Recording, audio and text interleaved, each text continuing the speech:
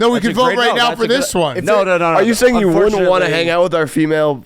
Like you wouldn't want to go to the bachelorette party? No, I just want to. You're saying oblige by oblige to the Why are you saying that we word? were doing. What is that word you're saying? I don't know. Oblige. I want to oblige to the punishment. Is that what you think the word is? I want to oblige to the punishment. And unfortunately, we said this was a bachelor party. What about now? On today's part of my take, Week 18 in the NFL, and we finally have a playoff bracket to talk about. We had a lot of games, a lot of meaningless games. We're going to talk about all of them. We had coach firings. Hank is going to get a new coach. We had some coach not firings. Coach not firings. Did some changes at the top of the draft. We're going to start with fastest 2 minutes. We'll do who's back of the week as well. It's all brought to you by our friends at DraftKings. Have you played Pick 6 from DraftKings yet? What are you waiting for? You better get on it. The playoffs are here, and time is running out. As the official daily fantasy sports partner of the NFL, DraftKings does fantasy sports like no one else. Play for better payouts on Pick 6. It's super easy to get started. Download the DraftKings Pick 6 app. Select 2 or more players and choose if they'll have more or less of a stat, like which QB will throw for more than 2 TDs or which running back will rush for less than 100 yards, or which linebacker will have more than 1 sack. It's just that easy. Pick 6 is available in most states, including Missouri, California, Texas, Georgia, and more. And DraftKings making it even sweeter for first-timers. New Pick 6 customers play $5, get $50 in Pick 6 credits. Win more cash on Pick 6. Download the DraftKings Pick 6 app. Use code TAKE. That's code TAKE for new customers to play $5. Get $50 in Pick 6 credits only on DraftKings Pick 6. The crown is yours. Okay, let's go.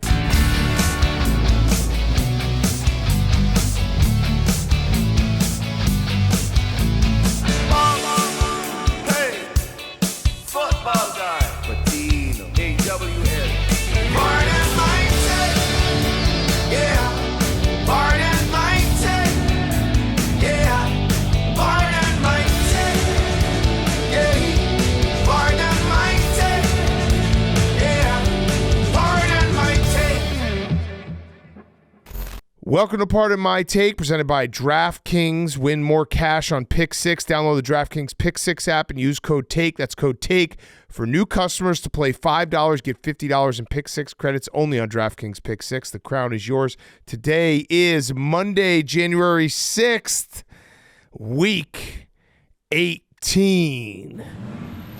What? It's the last week of the regular season, Teej. May us be the last to wish you a happy 2024 NFL league year. We start in Pittsburgh, where Mike Tomlin thought he had a job for life after Pat Freiermuth Bader Ginsburg scored a second-half touchdown to bring the Steelers back. Jamar Chase Ventura and all-right T. Higgins. Jim carried the offense on a cold night in the Steel City. And in an episode of RuPaul's Drag Race, Queen had a sack, but it wasn't enough, as Russ Wilson thought he had unlimited timeouts in the end, only to go out as sad as possible. Bengals 19, Steelers 17. Whap! Whap! We go down to Tampa, where Mike Evans-Gate escaped blanket coverage and caught a comet from Baker to hit his 11th straight season with 1,000 yards, take a big bite out of Jerry Rice's legacy. Clyde, the Fresh Prince of El-Air, slapped a rock a few times with 32 yards on 8 carries, while Princess Diana Spencer-Rattler failed many drives with tunnel vision as he was chased around all day by his coach Darren Paparizzi as the Saints fall in their finale. The Bucs 27, the Saints don't go marching 19. Up to the frozen tundra. It was a tough day for guys who are known for Jordan Love, as Matt LaFleur had to put in his backup Malik Willis and Skip Bayless was named in a lawsuit. 1.5 mil, Teach, huh? I can't believe you get turned down for 1.5 mil. How gross is your dick? Speaking of the backup, Malik Willis had a fat, ugly day at the office. Keenan Allen Wrench said, "Watch this 6-point play. Psych!" as he threw a horrendous interception. but the Bears fought hard as Cairo made everyone's sphincter tighten up as he lined up for the game-winning Egypt shot. Bears 24, Packers 22. Who's your daddy? We go down to Dallas, where Marcus the Virgin Mariota went untouched for a big run to put the Commanders in scoring position, making Dan Quinn look like a wise man for arresting Jesus Christ. Trey Lance Bass said, "It's gonna be May to win this game," but at the end it was the Cowboys saying bye bye bye to Mike McCarthy. Zach Ertz earned every dollar this year, scoring his 7th touchdown on the season, and the Commanders are ready for the playoffs. The playoffs? Playoffs? Commanders 23, Cowboys 19. We head to Philadelphia where Max was on the scene. We head to Philadelphia where Sirianni was saying, Tanner, Kiki, do you love me? Are we thriving? Now we told the league you are arriving, and they want you, but I need you. You're our QB2. Jahan G. Spotson was absolutely fucking the Giants D all game as he went on to have his best game of the season. One of the lone bright spots for the Giants had to have been Tyrone Tracy Chapman, who was saying that I could be a fast star, but I need a ticket to get me out of here. Poor guy. Eagles 20, Giants 13. Thanks, Max. We head to Foxborough where Hank is with us. We head to Foxborough where Hank is with us. Mitchell Trubisky was looking sexy in the red zone after a touchdown pass to Keon. I'm a Coleman. Do-do-do-do-do-do-do. Bazooka Joe Chi Min was the bringer of light, rushing for a score and throwing another to Keyshawn Derulo. Booty. In the third quarter, James Too Many Cooks scored a TD and Tyler Bassman. Intentionally missed That an happened in the extra third? point. 3 Joey Sly for a white guy field goals gave the Pats the lead in the fourth overall pick. Pats win 23-16. I'm hanging. I got a cold, boom. You got a cold, Teach. All right, we go to Meadowlands where Meebs, huge win. Jeff Ulbricht's the guy. Huge win. In MetLife, Rodgers was feeling horny as he hooked up with Tyler Bonklin for his 500th touchdown pass of his career. Ash Ketchum Davis had 2 picks to help set up Alan LaCharizard as he burned the Dolphins defense with a fiery 13-yard touchdown catch. Tyreek Hank Hill said, "Damn it, Bobby, I'll tell you what, I'm out of here." As he had 2 receptions for 20 yards. Devontae Adam Sandler clicked with Aaron Rodgers for 1 last touchdown, but fast-forwarded a little too much as time ran out on the Jets' disaster of a season. Jets 32, Miami 20. Thanks, Memes. In Atlanta, where cornerback Michael Jackson took a look at the young Penix matchup and said, I got to get a pick. Panthers 44, Falcons 38. Some spread. In Mile High, where Carson of Sam Wentz looked like he was getting play calls from his dog as Bo Thugs and Harmony Nicks pulled out his thuggish ruggish bone in the Chiefs' face as the Bengals prayed, and they pray, and they pray, and they pray, every day, but we'll see them at the crossroads. After being bounced from the playoffs, Marvin Just for Mims saved Broncos from a die job as he played great, playing the end zone twice on the way to a dominating win. The Broncos 38, the Chiefs 0 points. Goose egg. 0 points.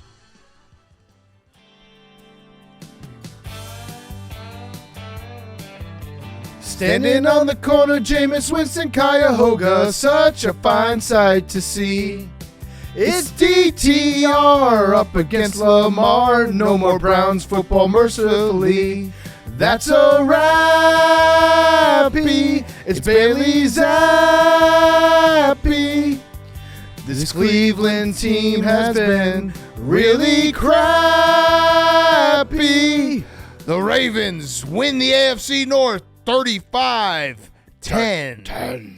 And that was the fastest 2 minutes for Week 18, brought to you by our friends at Chevy. It's that time of season. Teams are in the playoff hunt, and every game counts. It's actually playoff season. Our AWLs know when it counts. You can count on Chevy Silverado, a dependable partner with strength, capability, and true grit. Whether you're looking for a spacious interior to comfortably get to the game, the functionality of the multi-flex tailgate to get the most out of tailgating, or the technology to make driving, towing, and parking all easier, Chevy Silverado has got your back. Did you know that Chevy is America's most awarded brand for new vehicle quality over the last 3 years, according to J.D. Power?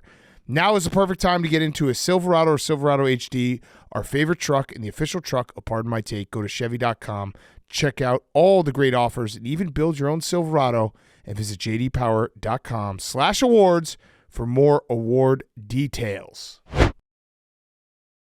Okay, week 18 in the books, boys, and we're going to do a little different this week. We're going to break it up in conferences to break down the playoff picture and the games we watched on Sunday. We're going to start with the AFC.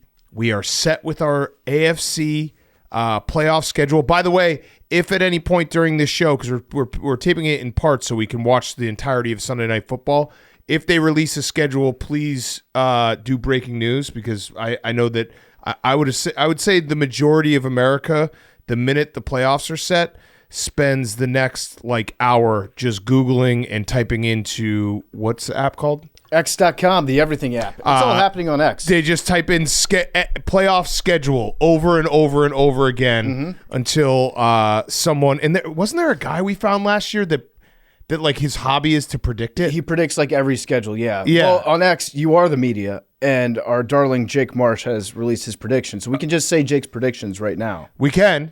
And then we could judge them after. Let's judge them afterwards. Okay. All right. So this is before Sunday Night Football. Yeah. So we don't know. We don't know yet.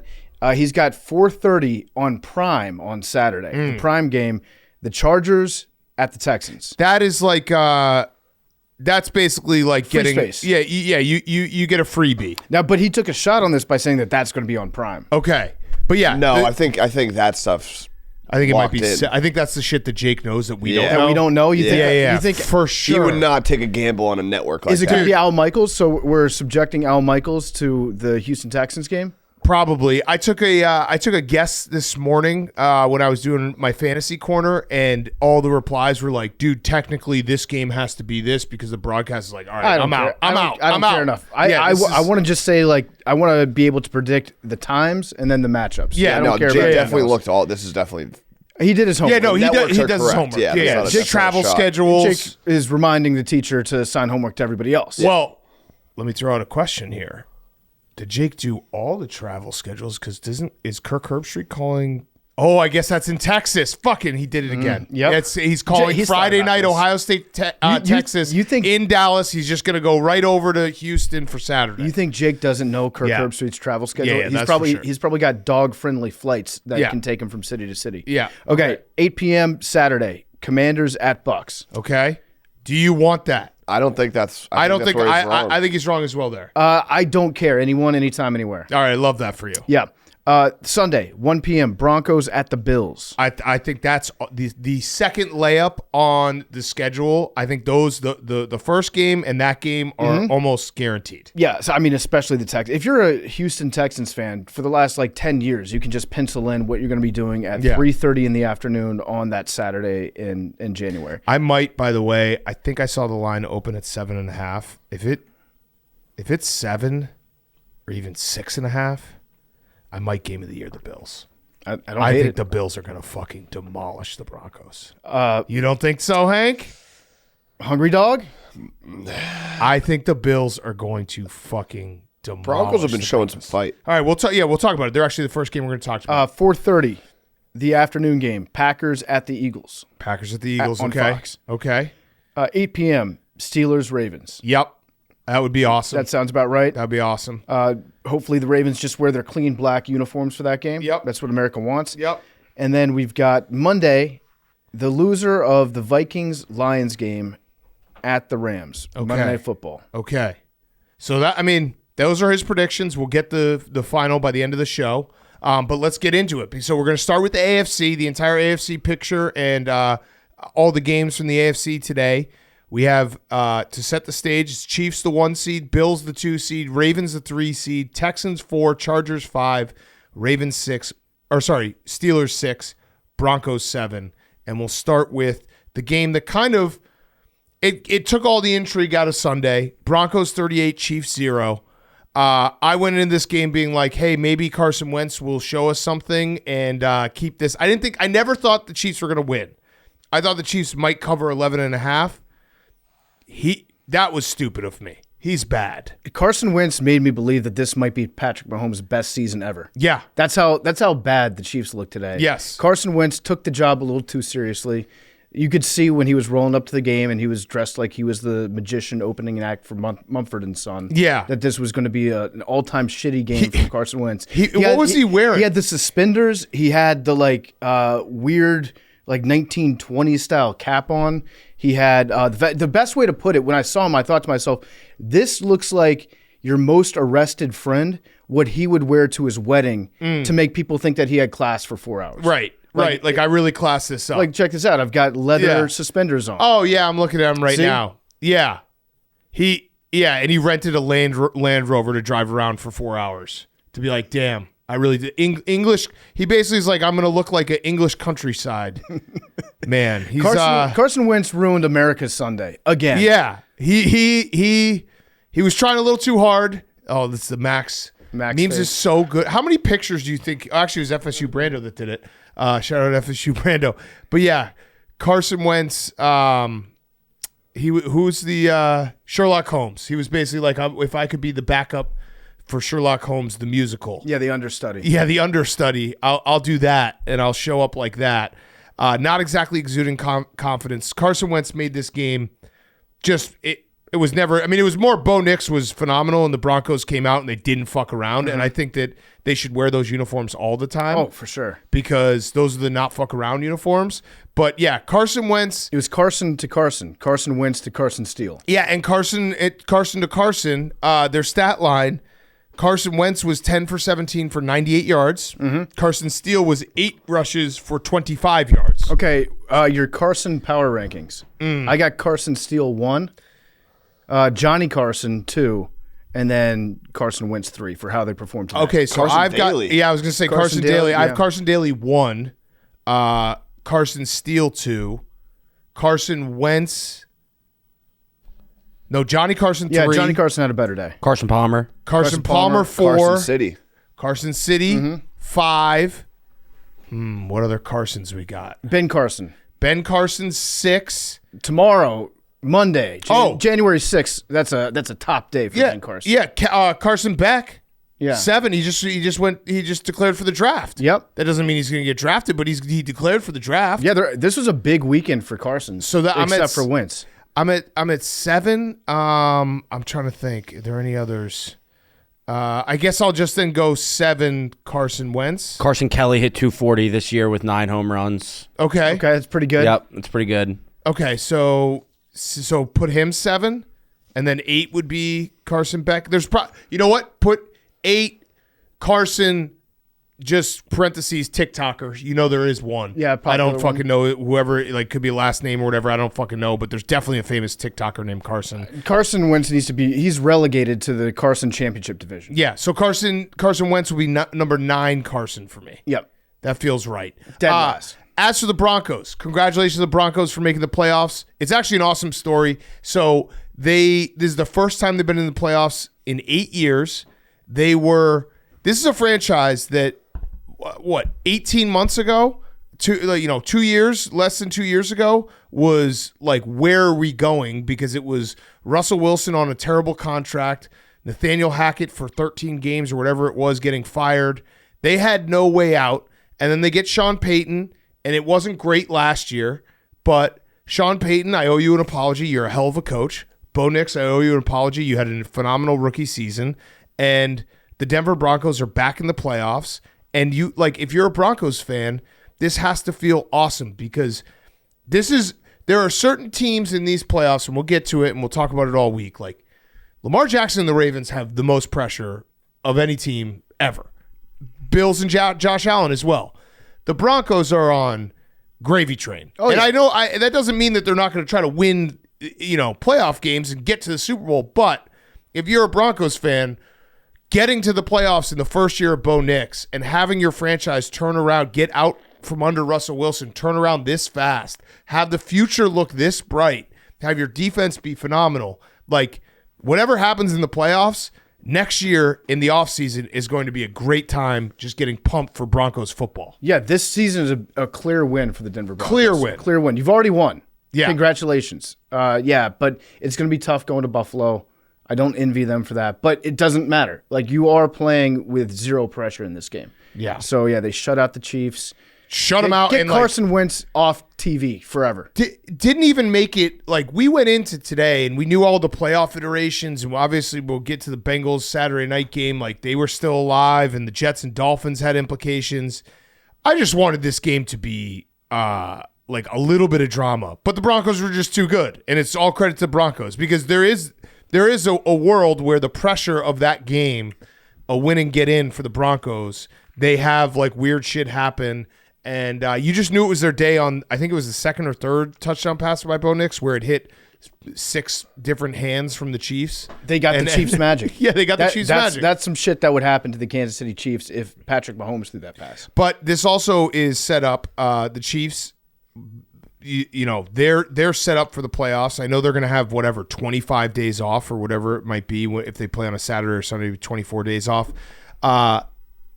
They'll win their first game in the divisional round. Do you guys all agree? It will be either the Texans, Chargers, Ravens, Broncos. If I had to say, the only team that I would say that the Chargers, just because it's division and third time, because the Broncos, Not the Ravens. It's tough to beat a team 3 times. no, the in a Ravens, year. they wouldn't play the Ravens till the AFC Championship game. just said The Broncos, obviously in division third time, but this game wasn't. The Chiefs didn't have their starters play. The game was over before they even touched down in Denver, right? Because Kansas City was delayed so much. Yeah. They didn't take off till 7 p.m. last night to get there? Well, the game was over when Carson Wentz, his wife, put out the, whatever the fuck that was. He was wearing. The game was over when he set foot inside Men's Warehouse. Yeah. Yeah, and he was like, you know what? Give me all the accoutrements. You're I gonna want a love the way you vest. look. I want a Chargers could hat. do it. Chargers could. Oh, you're going to do that now. Harbaugh. Hank, Okay, Hank. I it see what is you're doing. Trolling. tough to beat a team 3 times. Trolling. No, I happens. said when they won that Thursday night game, and I said they look good. Yeah, they did. They can make a move. But yeah, credit to Sean Payton and Broncos fans. You should be over the moon, because the future is just so bright, and it just has to feel so good knowing that you turned it all around that quickly. And 8 years, I've said it a million times before, but the Broncos were one of those franchises that was the gold standard, and just they never really had bad years.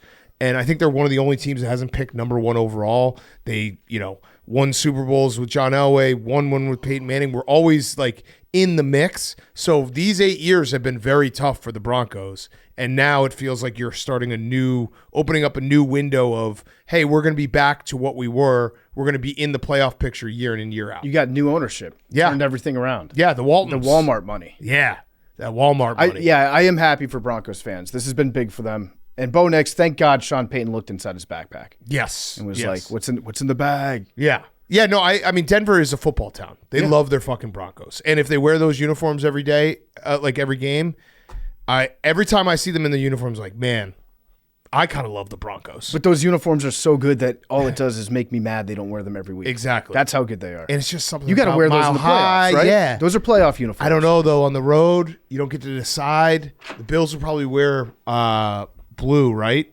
I would assume the Bills will wear blue, yeah. So they'll have to wear white. The Broncos will. Yeah. So that sucks. Maybe just do the Maybe powder all blue white? uniforms. I mean, the helmets. Just go with the helmets. Yeah, you can go, the blue helmets, all white jerseys. Yeah. Okay, next game. Bengals 19, Steelers 17. So this obviously happened Saturday night. The Broncos game made this irrelevant, but for 24 more hours, the Bengals were alive. They are not alive anymore. They did not make it to the playoffs.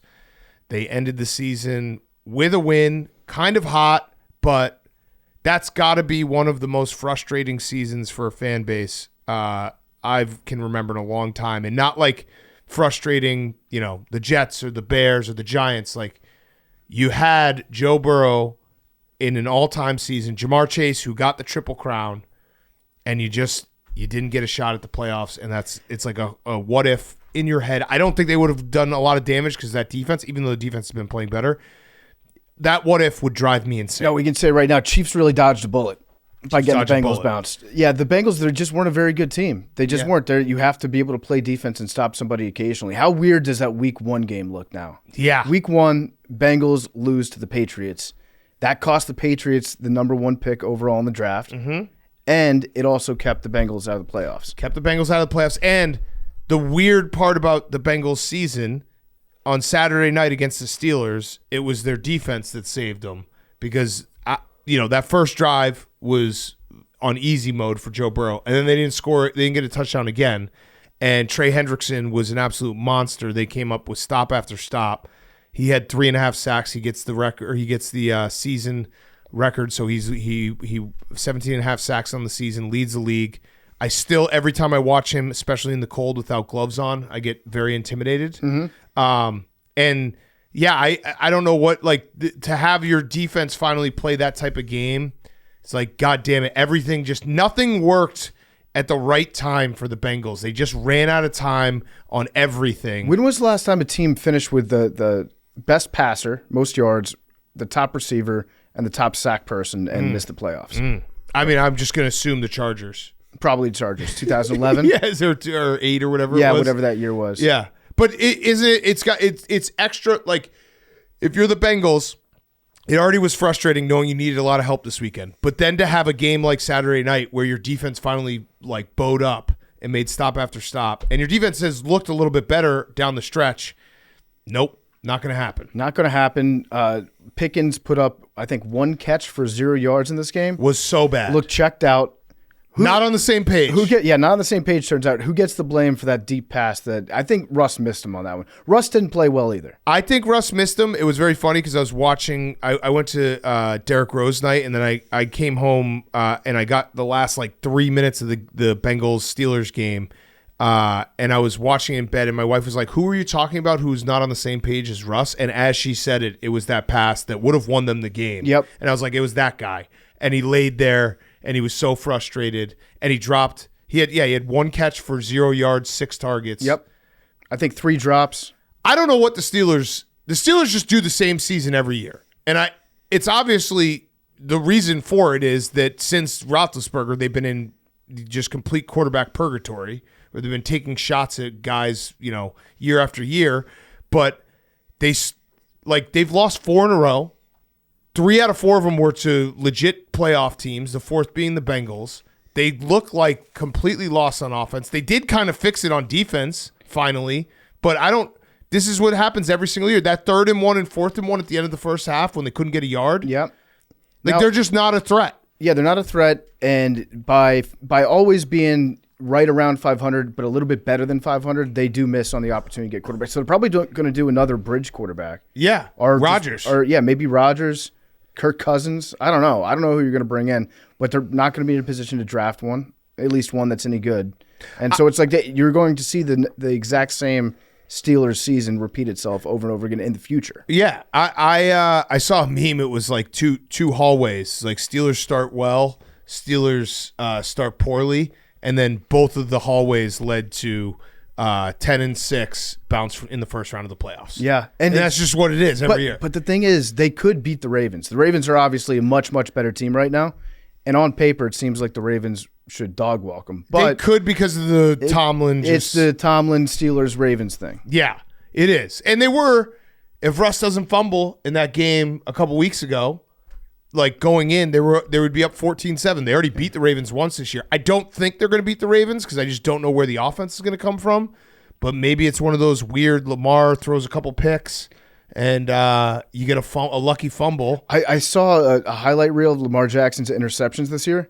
I think he's thrown, 4 of them? 4. And I think 3 of the 4 were tipped balls that weren't really his fault, either deflected off his teammate's hand or something like that. Lamar's just not turning the ball over this year. Yeah. But in a weird way, although you'd like to see, if you're the Steelers, you would much rather go play against the Chargers or something like that.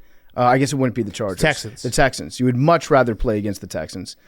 But I feel like they have a decent chance against the Ravens. If you're a Ravens fan, the Steelers are not the team you wanted to see. No. And I'm not saying that the Steelers are anywhere near as good as the Ravens. The Ravens are far, far better than the Steelers. It's just the familiarity and how these teams always play has to scare you because it's just single elimination, a fluke bounce, and the Steelers are the best at fluke bounce. But I feel bad for Steelers fans, not in a way that not when Billy said he felt bad for us. I feel bad in the fact that you can't complain if you're a Steelers fan because you go to the playoffs routinely and Mike Tomlin never goes under 500, but you can complain because it's so frustrating living in this purgatory. And I understand, as much as I love Mike Tomlin, when Steelers fans are like, I'm sick of this, get me off this ride, I'm starting to realize, they're actually right to be able to complain here. You're good adjacent. Yeah. You're good, and you're good enough to know how you lack that one thing that will put you into being a very good team. Yeah, they're goodish. You're goodish, and you're always going to be goodish. You're going to play teams hard, but you're probably not going to do anything in the playoffs. You're going to win a couple games you didn't expect to win during the course of the season. You're going to lose a couple games you didn't expect to lose, and then you're going to end up with a 6 or 7 seed and then lose in the playoffs. There's only one way to break this if you're the Steelers, and you're getting your bridge quarterback. And you want a guy that's going to take chances, and if it goes well, it's going to be electric, but completely reset the identity of what your offense has been, and that's Jameis Winston. Mm-hmm. You get Jameis in there, worst case scenario, you finish with a bad enough record where maybe you could draft a better quarterback. I like that. Although I like that idea a lot. If things go right, it's completely different. It is the antidote to everything that you've been in the last 4 seasons. I like that a lot. Jameis in Pittsburgh. Jameis in Pittsburgh. Get it done. Do you think the Bengals re-sign T. Higgins? No. I was leaning no, and it's probably still no. But Joe Burrow, that was as direct as you can get. You don't let that guy out the door. Yeah. And Joe Burrow is your franchise quarterback. Maybe. I mean, you should. Maybe. I want to be very clear. Yes. I'm not saying that you shouldn't. Will they? I don't think that they will, especially if they do move from Zach Taylor, which is, I guess it's a possibility. I don't think they will. I mean, how much of this season can you put on the head coach, though? He would be one of the best coaches to be fired. Yeah, he definitely gets blamed for this season. So it's a pretty big failure. Yeah. Given the talent that you have and the expectations, he's got to get some of it. And listen, we love Joe Burrow, friend of the program, but this does feel the famous window speech he gave. Remember when he's like, the window's always open when I'm here? This feels like a cursed season from that. Yeah. Where it's no, because you can the window's not always open because it's the NFL and the ball bounces wrong a couple games and you're having a career year and still out of the playoffs. Yeah. Yeah, it's tough. This is why we need NFL bowls. He also should have told the burglars that his window's always open. Yeah, that's true. We should have. This is why we need NFL bowls. I'd watch the Bengals in the Pop-Tarts Bowl. Yeah. I mean, just give it to us. Okay, so Bengals, who would you have them play in a bowl? I would have in a bowl maybe game. The Falcons? The Falcons would be a good one. 49ers. Bengals Cardinals? What about Bengals Seahawks? Bengals in the Pop-Tarts Seahawks would be good. Or that'd be a good game. Bengals Panthers. Bengals Panthers would be fun. Little Andy Dalton revenge. Yeah. Yeah, I'd watch that bowl game. Give us one bowl game. Do it, I don't know, Thursday night after the first round so that we can still have Thursday night football and have it be for, I don't know, $10 million extra in cap space. You don't think the Bengals would do that? I don't think they would use that cap space. Yeah, they would just we're still not re-signing T. They'd Higgins. have it. Can you trade cap space? Because I think the Bengals would do that. Okay, next game. Chargers 34, Raiders 20. So this was the other consequential game. So the Steelers losing and the Chargers winning. The Chargers get the 5 seed. They go to Houston on super wild card weekend. This was Chargers finishing 11-6 on the season. Incredible turnaround. Quentin Johnson was insane in this game. I think he finished with 13 catches, 186 yards, was making awesome catches. And the Chargers finished the season strong. Feel like, Hank, they could beat the Texans. They're favored against the Texans. I think they will beat the Texans. And then they'd have to go to Arrowhead. I would ride them. What's wrong with you right now? I'm sick. You are? Yeah, can't you hear? Yeah, I guess I didn't really notice because you were. Is that why you've been a little chippy today? Because you're on medicine? Are you a little loopy? A little loopy. You have been a little. Have you noticed Hank's been a little Hank was very feisty. Yeah. He's been sneezing more aggressively than any man has ever sneezed before today. Is that true? Are you being a bitch about your sneezing? No, I'm not sneezing. I'm not bitching. I didn't want to be sneezing in front of everyone. Is for that a handkerchief? 3 hours. It's a towel. Yeah. He's got a towel. She's got a cum towel? Oh, that's Stu's towel. It's Stu's come out. Yeah. I think the Chargers, could make some noise. I think they're officially in my make some noise category. I mean, the way Herbert's playing, yes. Yeah. He's playing really well. Yeah. He's running with the ball well. I'm not going to put anything past Harbaugh. Jim Harbaugh can 100% beat the Texans. Yes. What do we think about what the Raiders are going to do? Brock Powers, by the way, finished over 1,000 yards.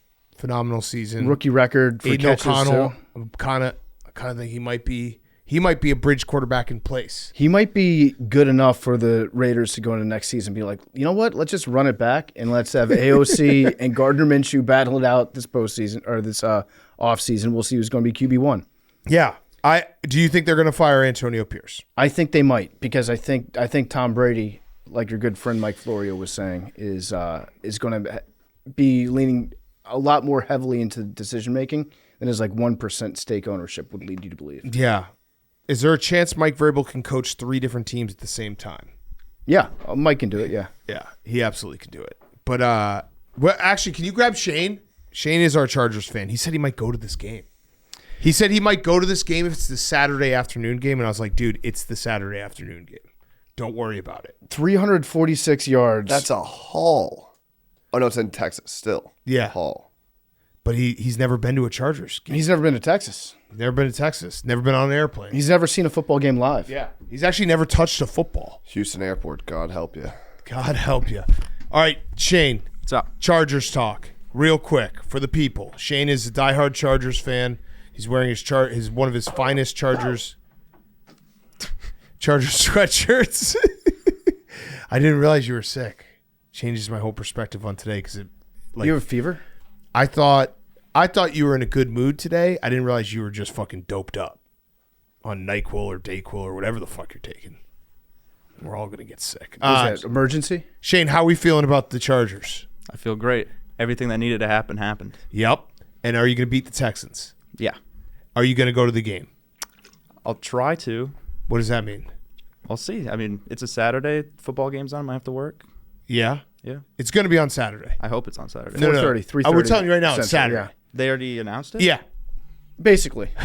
No. It's the Texans. It's gonna be Saturday, Shane. It'll be a good game. What are we talking about? It's Shane. It's gonna be Saturday. Okay. So are you gonna go? I will try. You need to go. Game time will send you. Come on. I mean, that'd be awesome. Yeah. First game. So what's the vibe like? What are the keys to the playoffs for the Chargers? Well, biggest key was just 5 seed. Ravens, no chance. But I don't know. Just gotta not fall apart on offense. Okay, that's good. That's a good Score key. points. Mm-hmm. Okay. Give up little points. Give up little points. Yes. Like field goals, safeties. Yes. Those type of points. Can I give you some tips? No touchdowns. You got to run the football, and then you got to stop the run. And then we gotta pass it occasionally. Little points. Win appropriate. I don't think I've ever heard little points, but I like it. Little points. Okay. Thank you, Shane. Shane is one of our hardworking guys on PMT, also Italian. We get too many Italians here. Way too many. Way too many Italians. Is he really Italian? Yes. He's got blonde hair. Yeah, blonde hair. I don't know. Northern I think Italian? He's got a vowel in his last name, doesn't he? He does. A Mario. Everybody has a vowel in their last name. Yeah, We need more Mario. Italians. No, it's the last thing we need. Yeah. Okay. Next up, Ravens 35, Browns 10. The Cleveland Browns got the second pick in the draft, which kind of was out of nowhere. Like they were the going into the season. I don't think anyone thought they were going to be a great team, but no one thought they were going to be the second pick. And then Deshaun showed up and he was terrible. And then Jameis showed up and we're like, oh, they're definitely not going to be the second pick because he's going to win a couple games. And then they went to the saddest quarterback duo of all time in Bailey Zappi and DTR.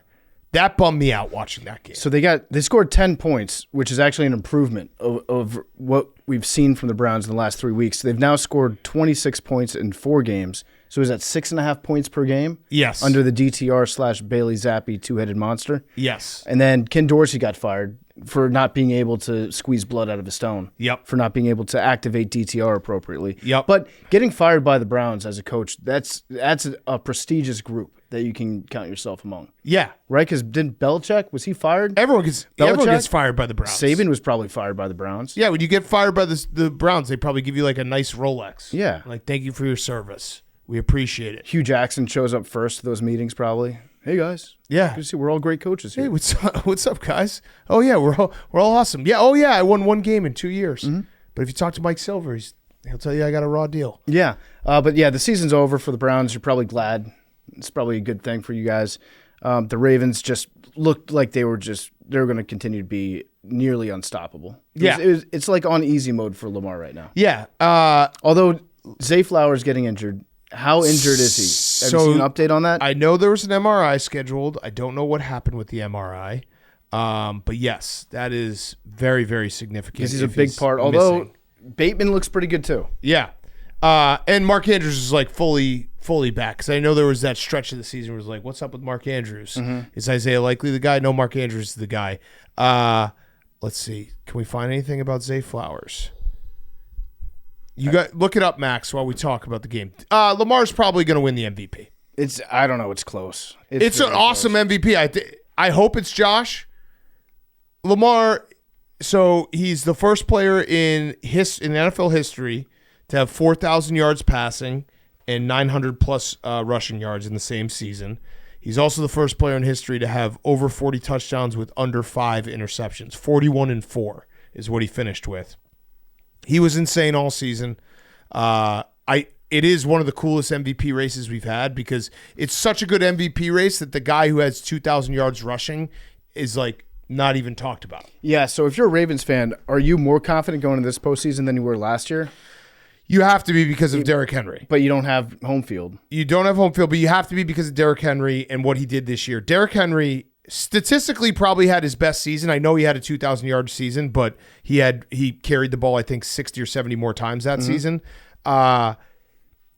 He turned 31 on Saturday, and he had 1,921 yards and 16 touchdowns. It's insane what he did this year. That is crazy also to think that Derrick Henry's just 31. Yeah. Because in running back years, he might as well be like 60. But he had an incredible season, and I think the presence of Derrick, you can't refuse to run the ball like they did last year against the Chiefs when Derrick Henry's in your backfield. That's just a fact. It's almost you put Derrick Henry there so that you have to remind yourself all the time, oh yeah, who's that guy who's standing on the sideline who's a beast that no one can tackle? Oh yeah, we should probably run him. Yeah, that's why you get the biggest guy you can find to be your bell cow running back. Right. Because it's impossible to ignore Derrick Henry. Right. So I think that I think you feel more confident going in this year. I think you are still, though, very nervous because this is the most important playoffs in Lamar's career, I think. Because he's going to be coming off what most likely is going to be three straight MVPs or 2 straight and then his third overall? I think it's 2 straight and his third overall. Yeah. And you have everything. And I know you don't have home field. It might be his best season, and he's skinny. Yeah, and you have everything, and the defense of the Ravens has played a lot better in the back half of the season. I know their secondary was a worry for a while. It's gotten a lot better. So yeah, I think this is if you had to do maybe let's do that on Wednesday. Let's do pressure rankings. Which team has the most pressure? I like that. I think it would be the Ravens. I think Lamar Jackson has the most pressure. I would agree. I think if you don't win it this year in Baltimore, you're like, we're never going to get it done. If you don't at least get to the Super Bowl. Super Bowls can go 50-50. It's one game. If they don't get to the Super Bowl, if they lose to the Bills or the Chiefs, there's going to be a lot of questions. What are you thinking, Max? They have such a tough road. I know, but they have to go but they're on the road a really to Buffalo good team. And then on the road to Kansas City. But they're a really good team. And last year they obviously had home field advantage. They blew that. They've blown home field advantage a couple times as the 1 seed. You don't think that they're number 1 in pressure rankings? Yeah. Would you say the Eagles have more pressure? I personally think the Eagles have more pressure. I do not think the Eagles have more pressure. I think the Ravens have the most pressure because Derrick Henry's also not getting younger, and Lamar is the best player in the NFL right now, playing the best football.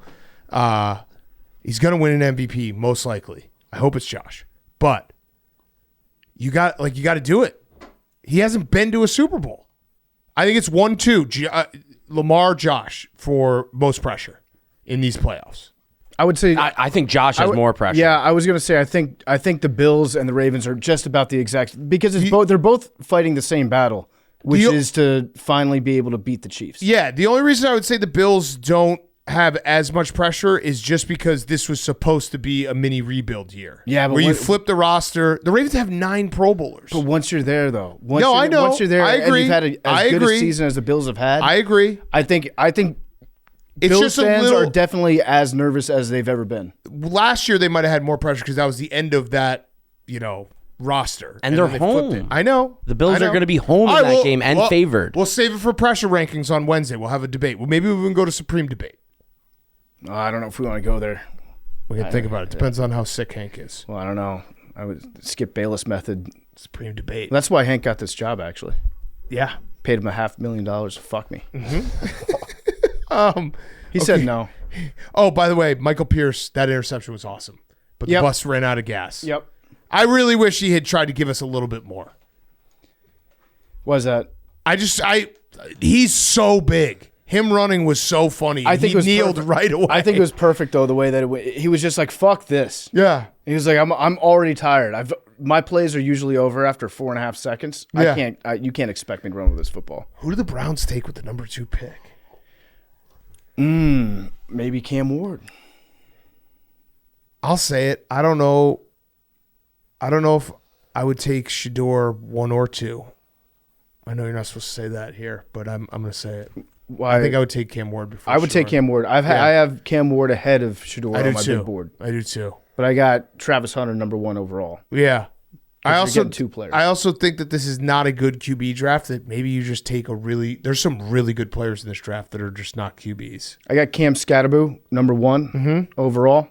Number 2, I've got Tyler Crow? Actually, no, I don't. I have Hunter is 2, and then I've got Cam Ward, then Shador. Okay. That's my top 4. Nice. So you don't have Ashton Genty. I don't have Ashton Genty on there. Okay. No. All right. Let's take a break with a couple ads, and then let's talk about Hank firing his coach. Before we get to Hank firing his coach, he's brought to you by Game Time. There's college football this week. We got NFL games coming up this weekend. Super wild card weekend. For the Penn State game, Max, on Game Time, what are we looking for in terms of prices to get in? We got a get-in price of $220. Not bad for, Semifinals. Semi-final game. Great deal. You know how much we love Game Time. Now, with their brand new Game Time Picks feature, they're making it easier than ever to get to a game. Game Time Picks filters out the fluff to show you only incredible deals on great seats so you don't have to waste time searching through thousands of tickets. If you look at those tickets for Penn State this weekend, you can see them on Game Time Picks and get the best deals. Just pull up the chosen event, turn on the GT Picks setting at the top of the screen, or you can browse the best local Game Time Picks deals near you on your Game Time app homepage. What are you waiting for? Get those college football playoff semifinal tickets right now with Game Time Picks. Download the Game Time app today. Use code PMT and easily score great deals with the new Game Time Picks. What time is it? It's game time. These games are also brought to you by our good friends over at Netflix. Netflix has a gripping new limited series coming called American Primeval, starring Taylor Kitsch and Betty Gilpin. American Primeval is about one of the most beautiful, brutal, and isolated parts of America in 1857 as men and women violently clash over land, culture, religion, and community. American Primeval is a very violent story of rebellion, pain, hatred, fear, and ultimate survival as one woman fights to save her son as they try to get through the land. American Primeval is brought to you by Pete Berg, Mark L. Smith, and Eric Newman. American Primeval is only on Netflix January 9th. Okay. Before we talk Patriots, Bills, breaking news. Breaking news. I got mad cow disease. Breaking news. We do have our playoff schedule. So Jake Marsh went 4 for 6. Pretty good. He's beaten himself up a little bit, but we were exactly right. Chargers and Texans are going to kick it off on Saturday at 4:30 Eastern, 3:30 Central. So somebody posted the history of the Texans Yeah. in this time slot. And 2011, Saturday, 3:30. 2012, Saturday, 3:30. 2015, Saturday, 3:30. 2016, Saturday, 3:30. 2018, Saturday, 3:30. 2019, Saturday, 3:30. 2023, Saturday, 3:30. 2024, Saturday, 3:30. Have they won like 2 of those games too? Like I feel like they don't win often. They beat the Bengals in one of them because the Bengals used to be the king of the Saturday 3:30, and they passed the torch. They beat the Raiders in the one that Derek Carr got hurt right before. And who the fuck started that game? It was, I think, an ex-Michigan State. Oh, yes. Yeah. It was it a Cooper? No, it was a Michigan State quarterback. Fuck. I think Cook. Yes, Yep. Connor Cook. But yeah, Shane doesn't know ball to be like, oh, the schedule's released. You sure it's Saturday at 3? Yeah, dude, It is. It's the Texans. It was always Saturday. It's the 3:30. Texans. You know what? Part of my take is the first report. The Houston Texans will play on Wild Card Weekend. Yes. In 2026, Saturday, 3:30. Yes. So we're starting off with the Chargers at the Texans. Then we're doing Steelers at Ravens Saturday night, which I love. The Broncos at the Bills, the early game on Sunday, which we all said was a guarantee. Those are the 2 guarantees. The early Texans, early Broncos at Bills. Then it is Packers at Eagles. Max, afternoon spot. Are you feeling okay? You like it? Yeah, it's a good spot. And then PFT, you have the night game on Sunday. I was a little surprised for the night game on Sunday. I thought you were going to get the Monday night game, to be honest. I thought Monday night was a possibility. I thought Saturday night. Sunday, it's like that's the game that they think America wants to watch the most. Yeah, it's NBC. So that's Jaden. Yeah, and then we have the Minnesota Vikings going to the LA Rams on Monday night for the Super Wild Card Weekend. So we're very excited. I'm very excited for football. And we have Thursday and Friday football, too. Okay, Patriots at Bills. Patriots win. They blow their shot at the number 1 pick. It was very clear. We had this debate, I feel like, about the Bills maybe throwing it. And you're like, I don't know if they will. They did. They did. They did. They started Josh Allen, Hank. They did start Josh Allen for play. That's 115 straight starts. I think the moment where I was like, yeah, they're not trying to win this game was when they punted from the Patriots' 35-yard line. The missed field goal to keep it so that if it was basically a 2-point game instead of a 3-point game, the missed extra point, sorry. And then they took out Mitch. Yeah. Yeah. They took out Mitch, put in Mike White. We had a Mike White sighting. Joe Milton. Bazooka Joe came out today. Joe Milton looked awesome. You can't blame Bazooka Joe. No. Like you get a chance to play, you ball out. Yeah. That's what you do. When he scored that rushing touchdown that he did a casual backflip in the end zone afterwards, you might have 2 great quarterbacks. He had a couple like passes across his body that were thrown like 150 miles an hour. He's got a cannon. We are still in phase 1 of the Joe Milton experience. He was playing against backups, but still. Yeah, but still, it's Joe Milton. He can bomb it. So, and then the big story is maybe an hour and a half after the game ended, the Patriots officially fired Jerod Mayo. So he's a one-and-done coach. Pretty crazy because what was it in like September? Robert Kraft said on a broadcast that he basically picked Jerod Mayo to be the next head coach 5 years ago. Yeah. I mean, Hank, you wanted this to happen. I feel like this was a smart decision.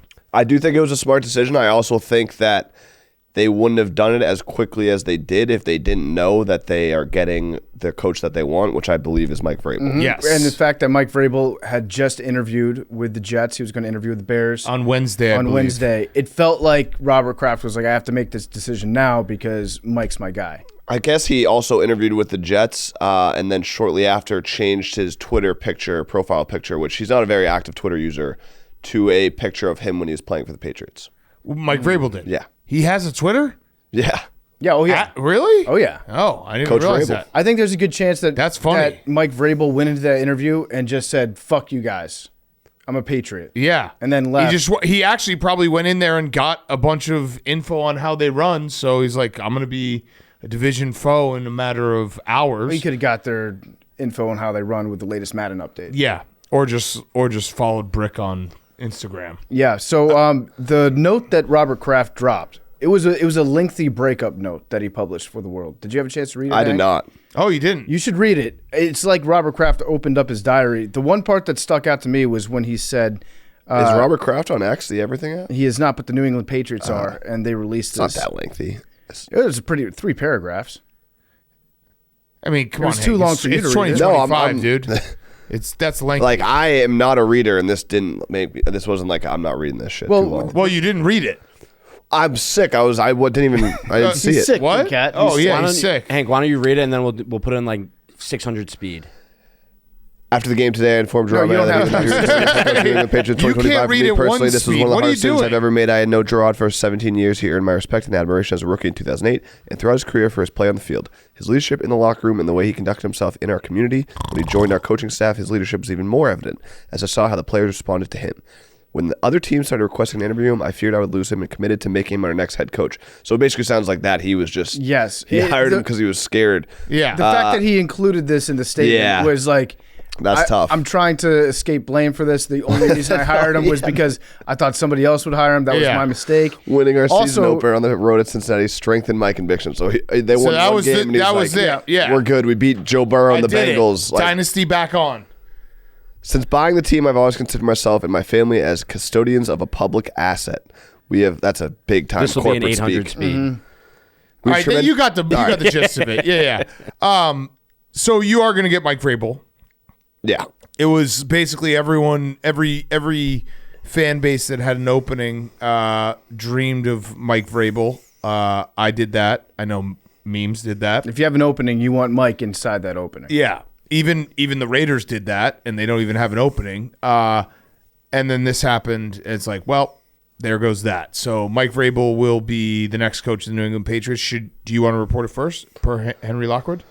No, I'll let the things play out. I don't want to. I'll jump report the it gun. first. All right, Okay. that's Me fine. and Big Cat will do it. Yeah. Per part of my PFT and Big Cat. No, per Henry Lockwood. But Hank doesn't want to report it. No, I know, but you can write whatever you want on a That's true. report. So Yeah. Good report, Hank. per Henry Lockwood.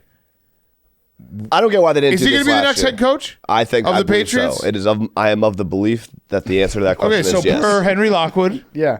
put it out. Per Henry Henry Lockwood's Lockwood. beliefs, belief system. Memes is the one. So I wanted Mike Vrabel as the coach of the Bears, but I also am in a spot, and we'll get to the Bears Packers. I've already mentally moved on from Vrabel and Ben Johnson because I've heard some things through the grapevine that the Bears are going to end up with like Brian Flores or the DC of the Dolphins or Maybe the Lions. some random college coach that no one's thinking about, and it's like, oh, okay, this is awesome. So I had already moved on. Memes, though. Memes is a little upset because Memes was very confident that he was going to get Mike Vrabel. And not only was he confident he was going to get Mike Vrabel, now he has to deal with the fact that Mike Vrabel is going to be going against him in the AFC East. Memes. Nothing's confirmed yet. Okay. Well, no, Hank did. So you're not in denial. No. Are you denying Hank's belief? No. It sounds like you are, though. Oh, I'm denying that nothing is official yet, per me. Mike Vrabel's interest in the Jets was just a smokescreen to pressure the Patriots to make a move at head coach. Yep. Makes sense. Damn, you were used. Used and abused. Yeah, you were a rebound.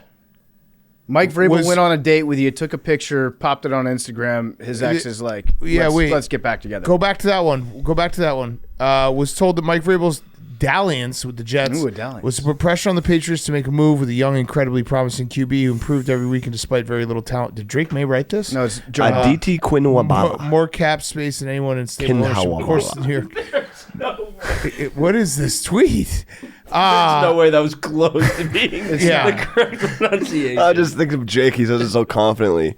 So you're Did he Quinwababa? So you're gonna get just Hank, just a report that Mike Vrabel's gonna be your next coach, so that other teams don't even interview him. No, I don't want to set this franchise back years by cursing it. Okay, but would you say overall? I mean, it feels like you've come out of this bad season, outside of obviously blowing the number one pick today. Pretty damn good. You got a lot of cap space. You got Drake May, and you have Mike Vrabel. There's also a decent to beyond decent chance that the writing was on the wall and Mayo was gunning for everything to win that game. Yeah. In which case, why would you let him coach this game? That doesn't make sense. It's the old Lovie Smith. That does not make Lovie Smith and the Texans. My gut tells me that the writing was on the wall and players probably had an idea. He definitely had an idea. But yeah, they should have just done it before the game. The fact that Schefter said it before the game tells me that somebody knew. People had talked about it.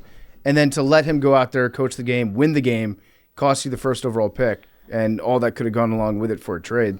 That's kind of a weird decision. But yeah, it's the first Patriots coach to be fired after his first season since Rod Rust. Roddy. Old Rod Rust in 1990. It doesn't happen often, the one and dones. It's probably, it's probably been, like 10 of them in the last 20 years or so? But yeah, you get rid of a coach one season too early instead of one season too late. And it's actually hard to remember him. Steve Wilkes. Oh, what's the guy from the Browns? Chudzinski? Did he get one? Nathaniel Hackett. Freddie Kitchens? Was Or he did he get interim? two? I think he was interim. Wasn't he? No, Freddie was. Oh, yeah, he he was. a head coach. Shit, we're going head coach. What'd you guys one do? and 2 done's years with Trestman? Off and on. Frank Reich. Oh yeah. He had 2 years for Trestman. Let's see who else. Was there another one in the Cardinals? Shit. The Cardinals. No, I don't think so. Oh, this is good. The one and dones. Can we get any more? I don't pay for this. One and dones. Was McAdoo? No, he had 2 years. Yeah, he had a right? couple, He had yeah. 2 years. If you could have started this season and said that Jeff Saturday. Drake May is going to play well, Jeff Saturday. He was like 1 week and done. Yeah. he's going to be leading all the graphs. He's going to be at the head of the graph talk.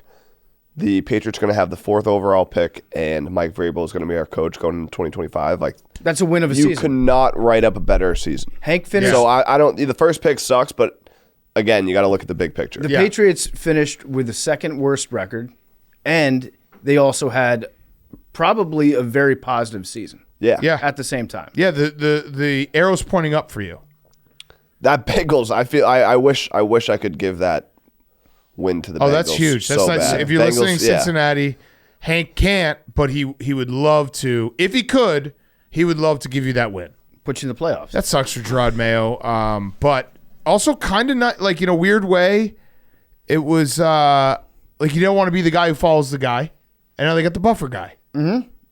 It's kind of what you did with, like, Cam Newton, although Mac Jones wasn't the guy after that. But the buffer guy is always a good guy, because then he's just like, oh, yeah, there was a guy in between. It is nuts to go. Being a bad team in the NFL is hard, and I'm just happy that we're kind of have a path outward. Like, it's tough to just, lose week after week, going to these memes, games. talk.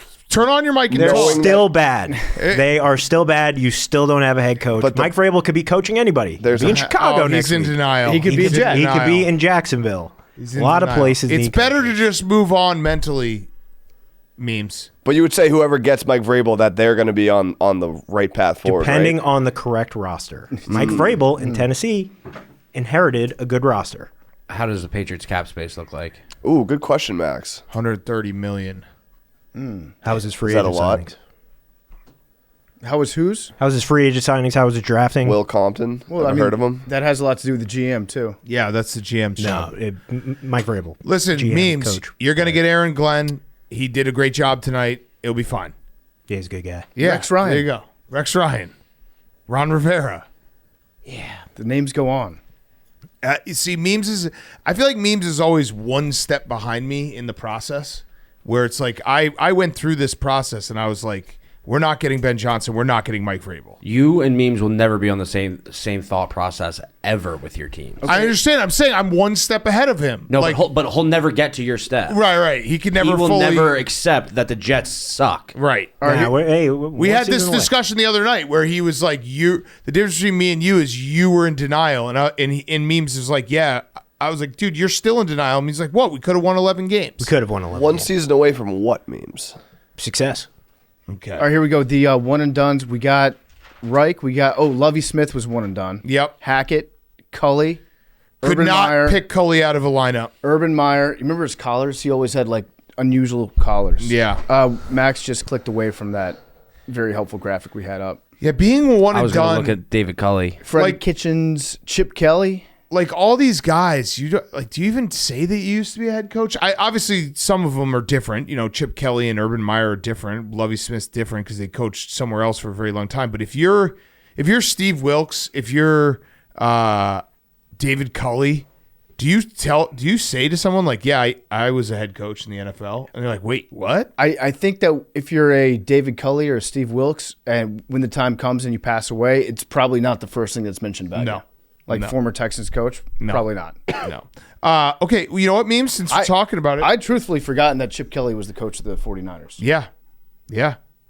He didn't go well. No. Well, he was, 2 years at the Eagles and then 49ers? I want to say 3 years with the Might have been Eagles. 3 years, yeah. All right, so, since we're talking about it, let's talk about your big win. You had a huge win. Massive win. Jets 32, Dolphins 20. Aaron Rodgers throws his 500th career touchdown, throws 3 touchdowns, looked good. Ulbrich might have something cooking, memes. We were headed in the right direction. I was kind of freaking out during this game because I thought we were going to fall to number 9, but it was a good win. And we fell 1 pick, so it was a good win. It was a good win. It was a good win. It wasn't a terrible win. It wasn't as bad as the win could have been. No, I thought we were falling to 9, and then it would have been the worst. It would have been a horrible win. So Aaron Rodgers looked good. Do you think maybe give him an extension? He's going to be a lame duck quarterback next year. Jets fans probably won't like this. I would do another year. Yeah, you would. There's the denial part. Well, there's no other options. If you lay out all the options, it's just get a young guy in, let Aaron Rodgers teach him. Oh, because he's Try to go notoriously good at that. Yeah, but you just try to go for it next year. Okay. Because if you say with Aaron Rodgers' stat line that he had this season, top 15 quarterback, that he played this well, you would think they won more than 5 games. Top 15 quarterback that's quite a line to draw. Yeah, but Do you think he wants to come back to the Jets? No. Did he say it was like Florio the rest of his told life? us exactly what was going to happen. He wants. no, he doesn't know. He knows dick. Florio laid it out. Aaron Rodgers doesn't want to have to beg to come back. He wants to be told. He wants the Jets to break up with him, and then he can go somewhere else. But if you get Mike Vrabel or Aaron Glenn in there, True. Mike Vrabel's not going to coach the Jets, dude. anything could happen. Anything could happen. The big story, though, from this game is the Dolphins. Obviously, Tua didn't play, so it didn't matter because the Broncos ended up winning so easily and so quickly. But they had a chance to win and get in if the Broncos had lost. And then after the game, Tyreek Hill said that I just got to do what's best for me and my family. If that's here or wherever the case may be, I'm finna open that door for myself. I'm opening the door. I'm out, bro. Yep. It was great playing here, but at the end of the day, bro, I got to do what's best for my career. I'm too much of a competitor to just be out there. Do you think that's best for his considerably large family? For him to just be like, I'm going to leave the state. I'm out. You guys can move with me if you want. It's the first time he hasn't been in the playoffs, so he's dealing with that. Emotional right after a game. I am going to make a guess that someone's going to sit down Tyreek Hill and be like, you see all these zeros that they gave you? You should stay with the Dolphins. He's like, all right, fine, I'm back in. Maybe. And that's kind of what Mike McDaniel said afterwards, was like, he's probably very emotional, so I'm not going to talk to him right now. I'll talk to him in a couple days. But that's as definitive as an answer as I've heard, where he's like, I'm out. That is also what I feel like he does that shit all the time. Like, didn't he tweets cryptically about shit like that sometimes where, I don't know. I'm not surprised by Tyreek Hill saying that. I need to go coach.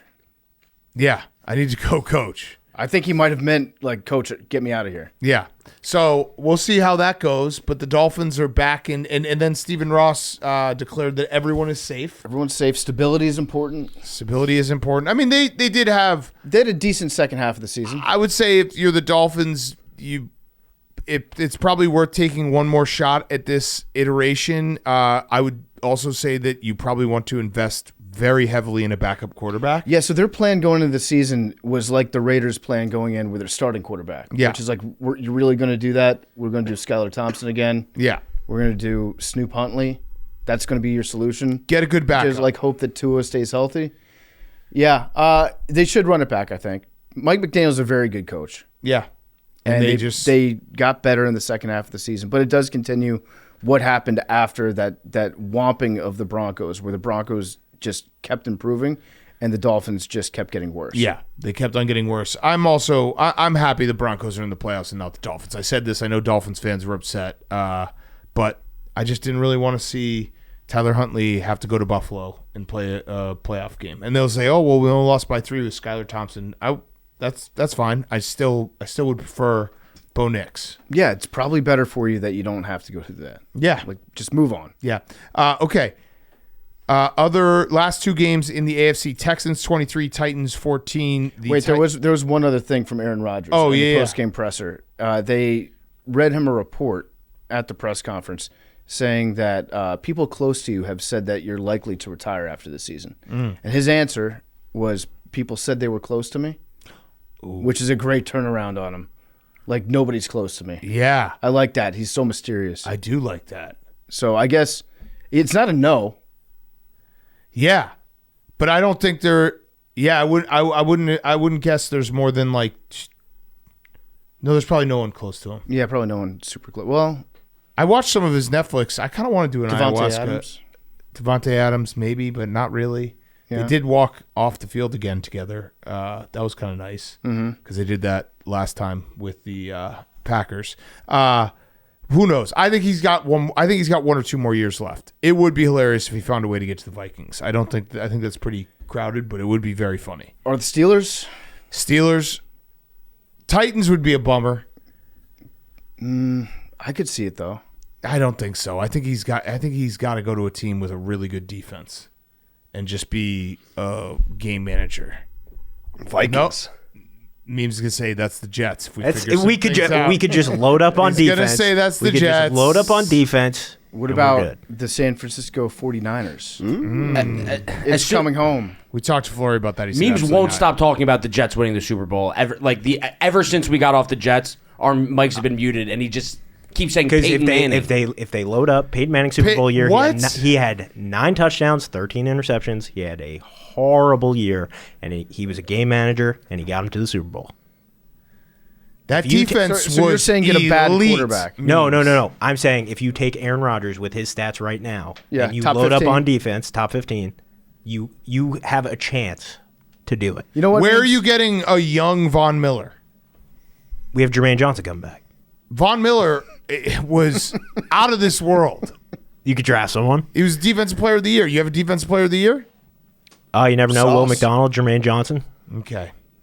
I believe. If Sauce doesn't hit the links this offseason and that's true. Preps. No, he bounced back after Arizona. He had a good second half of the year. Okay. All right. Texans 23, Titans 14. The Titans finished 2-15 against the spread.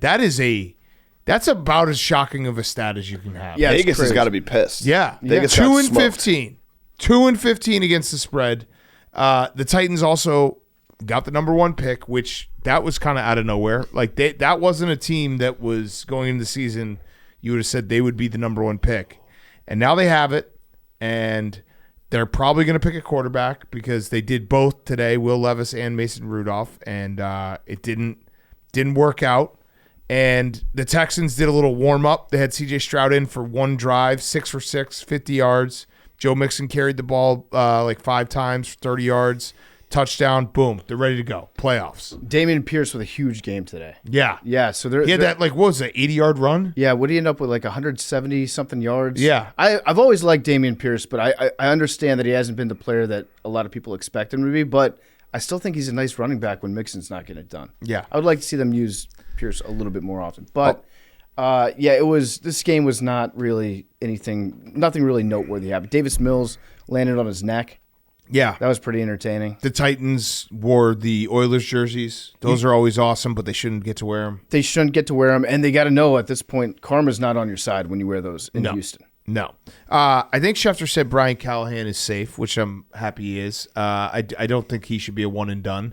But, yeah, this was just a bad team and a very, season to forget for the Tennessee Titans. Mm-hmm. They feel like a little bit of a lost franchise. Yeah. Well, they have to figure out quarterback. Yeah. But they're in a position where they can do that. Yeah.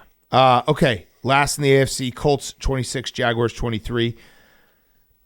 I'm going to say it. I think Doug Peterson never lost the locker room. They actually fought pretty hard in this game. He's going to get fired. It would be funny if they just forgot to fire him because he should have. We all thought he was going to get fired, 2 months ago? Yeah, after their bye week. But I don't think he lost the locker room. I mean, they played an OT game in Week 18 where the season's been over for months and months and months. He might not have lost the locker room. I bet there was some radical transparency going on in that locker room. Yeah. I bet you Doug Peterson after the bye was like, guys, just so you know, I'm fired. Yeah. Okay, I'm not coming back. Just keep trying. But keep trying, and remember that you might get signed to a better team if you play well on this team. Yeah. Also, Brian Thomas Jr., you're awesome. Yeah, So he just had keep doing you. broke the rookie record, 11 games of 75-plus yards. He's awesome. Mac Jones took a hilarious sack, 3rd and 6 in overtime. He took a 16-yard sack where he just was spinning backwards. That was very funny. Also, this might have been it for Joe Flacco. Yeah, this and he could went out be- with a win if he did. I think he said he wants to play next year. Good. I want I you want to play him. next year too, Joe. He actually should be the backup in Miami. That's not a bad idea. Yeah. So did you see the fan of the game that they had today? Yeah, Seth. This is our Colts guy. Yeah. They Seth brought him DeFlo. out before the game. I think they played his fight song on the Jumbotron before the game. Yeah. Great job by Mr. Irsay. But then Mr. Irsay ruined all that goodwill because after the game put out a statement saying that everybody's safe. Yeah. Everyone's safe. that- Chris Ballard is getting his job, keeping his job. I thought Shane Steichen would be safe. The Chris Ballard thing is insane. He's Rasputin. Yeah. He's got Jim. He's the only guy that filters stuff out that goes to and from Jim. So he knows exactly what to tell Jim Irsay to make him feel good about everything. He knows the right buttons to press, and then he's got a very safe job because if you can make Jim Irsay love you, or at least think that he can't go on without you, Yeah. then you're just not going to go anywhere. Yeah. So I would be very frustrated if I was a Colts fan. I feel bad for Colts fans. Chris Ballard is, I don't know, it just feels like a mess, and you're just going to keep going with the mess because they just are good enough to win 7 or 8 games, and you can look at it sideways and be like, oh, not too far. Anthony Richardson is not the answer. I've been saying that for a very long time. I think most Colts fans agree. If Flacco had played every game this season, you think that they would have had a couple more wins? No, probably not. I mean, he went 2-4. Yeah? So I don't know if you can say Flacco was the answer, Well, he wasn't the answer, but he might have been an improvement over Anthony Richardson. but he wasn't record-wise. Then we could be talking Yoffs. But he wasn't record-wise. Yeah. But there were some games. You remember Anthony Richardson lost some very winnable games. For sure. But Joe Flacco That's also what a couple game-winning drives. lost. Yeah, he did. He had a couple really nice ones. I mean, maybe who knows? Maybe he'll figure it out. I've never been the biggest fan. I am rooting for him to figure it out a little bit because it does feel like the whole world's coming at him, and that sucks. Mm-hmm. But Seems like a nice guy. Seems like a nice guy, and the stories are not great. And I also I want to give a little credit to the Colts. I don't remember the last time I've seen exactly this, but if you look at the box score, Jonathan Taylor was the only one to have a carry for the Colts, and he had 34 of them. I love that. Yeah, that is cool. That's 34 old school for football. 177. Not a single carry by anyone else. I love that. Yeah. Well, I thought that Flacco ran with the ball one time. It wasn't. I But it was think a it was penalty, s- probably. Yeah, and I think it might have even been a sack because he didn't get there. Okay. But yeah, it was just a cool stat to look at. The Jonathan Taylor. That's a real bell cow. Look at that. Look at that. You don't see that very often. That's clean. Yeah, that's as clean as it That's gets. a clean-ass box score. Joe Flacco threw all the passes. Jonathan Taylor ran all the balls. Man, the Colts are a bummer, and the Jags are a bummer too. But the Jags are going to get Ben Johnson. I've resigned myself to that. I think that's exactly what's going to happen. You're going to get Trevor Lawrence back? What do you mean? Like they're going to get Trevor? Yeah, they're going to get Trevor Lawrence back, and they're Ben going to get Ben Johnson. Johnson. Yeah. So good for them.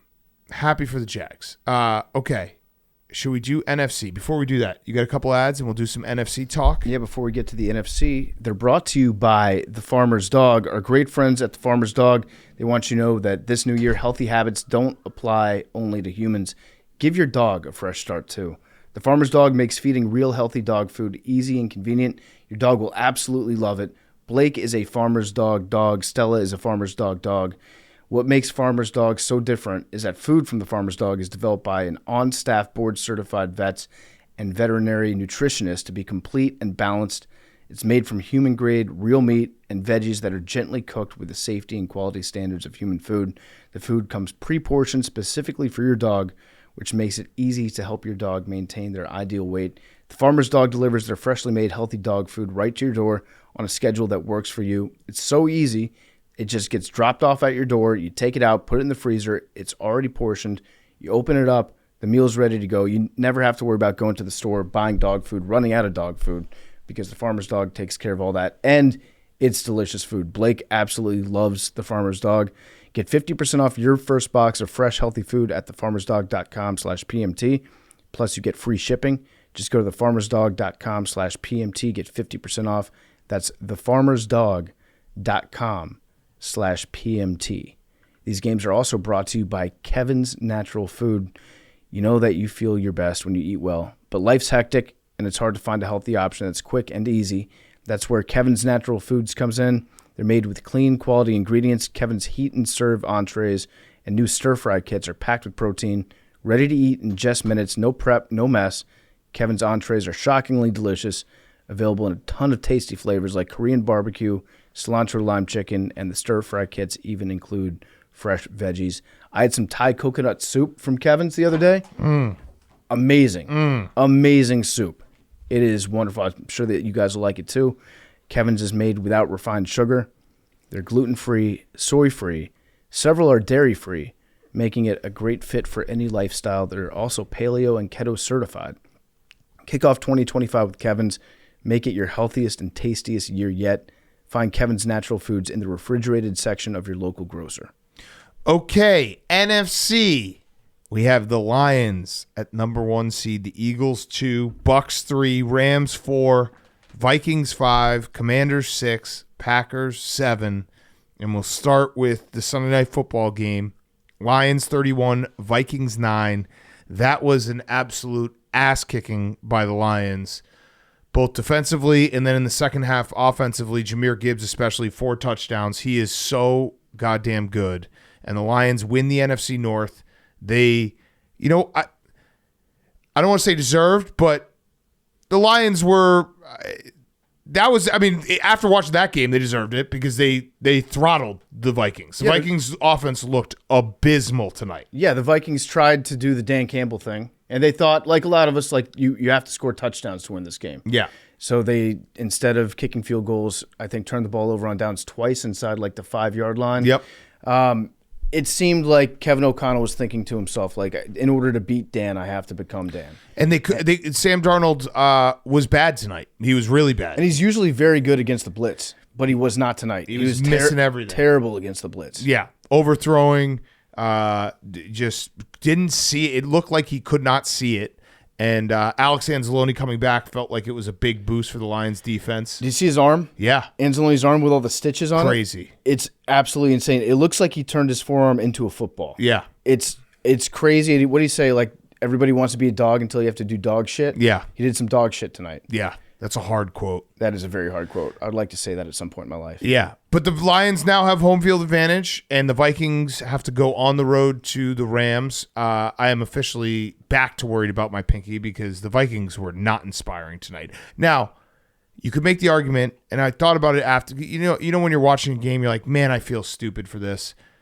The way the Vikings celebrated after winning the Packers game, it did feel like they maybe got a little ahead of themselves like we did it. And this game, I mean, I know it was close in the first half, but it wasn't close in the fact that the Vikings, they just couldn't make a big play when they needed to at any point. Yeah, the run game was okay. The Cam Akers had that big run, and then what happens? Like, they can't score. It's just, it was time and time again, they weren't able to make a big play. What would they have? 2 times they got turnover on downs within the Lions' 5-yard line. Mm-hmm. They just couldn't make a big play. Yeah, they tried to beat them in the first half by saying we're going to have to get 6 every time we're down here, and then the Lions will break off big plays against you. It's just a matter of when. They tried to do the thing in the first half where they're like, okay, Gibbs, we're going to spell him for a little bit with what was it, Patrick Reynolds. Reynolds, my bad. Yeah, Reynolds. And then they thought to themselves, why are we doing this? We don't have to have like a 2 running back system. Let's just feed Gibbs. Yeah. No, Gibbs was he had 139 yards rushing, 31 yards receiving, 4 touchdowns. He did whatever he wanted, whenever he wanted to do it. And it's a lot of credit to Aaron Glenn, future coach for memes. I felt like he had a perfect defensive scheme for Sam Darnold, and he was never comfortable. And it never felt like the Vikings could get any type of momentum. Like, I don't remember. We watched that whole game. Do you remember more than? I mean, they had that Cam Akers run all the way down. They had the Jerod Goff interception at the 50-yard line. They almost had another pick 6 from Jerod. Yeah, but I don't remember any drive where it felt like the Vikings went down the field and it was like play after play. They were hitting it and found a rhythm. Yeah, they had no rhythm. Their rhythm was like occasional passes to Naylor. Yeah. And besides that, they weren't really doing a whole lot. Are you now that the Lions have home field advantage, Max, were you kind of hoping for the Vikings to be the one with the home field advantage? Yes, Okay, so sure. how does this change your The Lions also they really turned it on in the second half, but in the first half they looked very beatable. But their defense was always there. Their defense played that was the best defensive performance the Lions have had in a long time. Aaron Donald had how many times Aaron Donald. Sam Darnold had how many times did he just miss a wide open guy in the end zone? But it was part of the pressure. Like he was so But Sam Darnold I know. Sam Darnold sucked. But it's still like I'm giving credit to the Lions in the fact that they have had some really bad defensive performances in the last month, and they've been very injured. This was a very good defensive performance by the Lions. Would you not agree? They had him just completely flustered. What did he end up? 18 for 41? Do you think Sam Darnold cost himself some money tonight? He might have. But at the same time, it's like one game. Well, it's basically... It's an important game. I don't think he cost himself money tonight, but it could be if he has a bad game next Monday. Yeah. Because then it's like... Because this was a playoff game. It made you think a little bit. Yeah. It made you think, oh, shit, that wasn't good. Yeah, I don't think that we can look at this and be like, Sam Darnold is back into a pumpkin. No. But if Monday night, if let's just say Vikings fans probably aren't feeling super easy right now. No, I mean, they lost to the Rams. I know. I'm saying they don't feel easy right now. They went to sleep not feeling easy. And I'm telling you, Vikings kicker, his face, negative confidence. I know he kicked at Alabama, but it's just negative confidence. He did kick a couple in the first half. He kicked a couple, and then at the end of the half, he kicked it out of bounds with 20 seconds left. The Lions were able to get 3 points out of it. Mm-hmm. And then he missed a 52-yarder later on in the game. He missed it badly, too. Badly. And then you could tell he was thinking about it. Right. And you could also tell he was like, damn, this is late for a school night. Yeah. I need to get home. He is face bald. You got to have a kicker that has at least the ability to grow a beard. Yeah. So, yeah, this it looked like Aaron Glenn had the answers like written down before the game even started. Right. Like it was never even an option that was going to be close. That shot of him sitting on the sideline. Yeah, he sat down. In he the was fourth just quarter. hanging out. Yeah. He's like, this is so easy. He's like, we got this. I got Sam Darnold in my back pocket. Because I feel like even though Sam is good typically against the blitz, not all blitzes are created equal. Yeah, so what is it saying for Terran Arnold's Possible fibula. Possible fibula, external rotation of ankle, worried for high ankle sprain, but officially a foot. Well, he does have a foot. That is officially a foot. But they also have the bye now. And their second round matchup, how would you feel about going to the Lions? Anybody, anytime, anywhere. I like that. Yeah. That's smart. That's smart. And it could be the Vikings going back to the Lions. That is true. Very true. I mean, if everyone holds serve except for the Vikings or the Rams. That's what Dan Campbell said to O'Connell after the game. What do you say? He said, see you in 2 weeks. Oh. Wow. Little NFC North pride. Yeah. That's disrespectful. That's good for you, Max. That means that the Eagles won. Yeah, I would take that win. Dan Campbell said you were going to win. Dan Campbell's a winner. What a season for the Lions. 15-2. Do you think that he was going to go for that? No, I don't. I actually don't. Dan Campbell's crazy. So what Max is asking is, there was a moment in the game with about 6 minutes left, and the Lions were up 15 points, and it was 4th and 2 from the 6-yard line-ish, the Vikings 6-yard line. The Lions got to the line of scrimmage like they were going for it, got the Vikings to go off sides. I actually think he was going to kick the field goal there. Yeah, he was not going to go for it. You don't know that. No, he was. I know I You don't know that. I didn't say I know it. No, I PFT know said it. I know it. No, you don't. I know they were not going to go for it. They changed their entire cadence. Did you hear the broadcast? Yeah, but they could changed their entire have called cadence. the timeout and then gone for it. Dan True. Campbell has definitely done that before. No, because it would have been to make it an 18-point lead, Max. They weren't Obviously, going to go for Dan it. Campbell does dumb shit all the time like that. No, he does winning shit. He's a winner. He's 15-2. Has he won a Super Bowl? No, He does but winning he's, shit, has though. Nick Sirianni. Does he have the highest winning percentage in the NFL? This year, And Yeah. out of current active NFL head coaches. this season, yeah. Did you just learn a new stat? No, I've already said. I said this last week. Okay. So if you want to talk about regular season winning, Nick Sirianni is a winner. Yeah, but So yeah, but Dan Campbell's a good regular season winner. So is Nick Sirianni. Let's see what happens in the playoffs. but Dan Campbell also took over a dumpster fire of a team. Nick Sirianni took over a team that had won a Super Bowl 2 years before. Yeah, and then they were coming off a dumpster fire every year that led to I understand, the firing of a head coach. but you're talking about the roster was Detroit better? Lions. I mean, Dan Campbell went 3-13 his first year on a terrible team that has rebuilt everything. Dan Campbell's a better winner. You can't say that a guy's a bona fide winner until he wins a Super Bowl. It's that. How many times are we going to say it? We say it about every other guy in every other sport. Win a Super Bowl, then you're a winner. Okay. He's a winner. Win a Super Bowl, then you're a winner. Hank, what are your thoughts about regular season wins? He got the 1 seed. Don't mean shit. Okay. Thank you. All right. Win a Super Bowl and then you're a winner. So there's like Unless barely you get any the 1 winners. Bill Belichick, winner. Sean McVay. Sean McVay, winner. Okay. Mike Tomlin, winner. Mike McCarthy. Mike Tomlin. Is there an expiration on that? No, winner. Okay, because it does feel like there could be an expiration on like Kevin win Ollie. is Reed, spoiled. winner. Kevin Ollie, winner.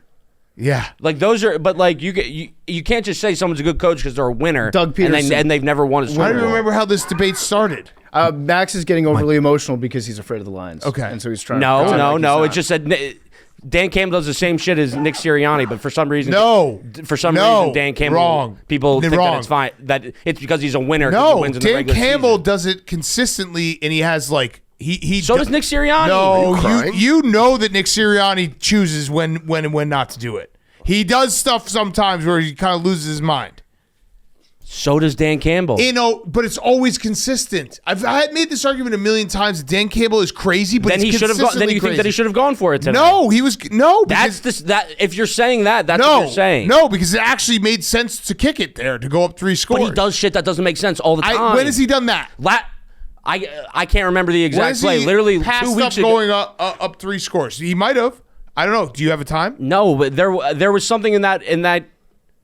I think what was it? The Bills game late in the fourth quarter where we were like, Well, "What he the kicked fuck?" the extra. Yeah, he kicked the No, he went for- onside kick. That was no, stupid. that wasn't it. Are you talking about it against the Cowboys?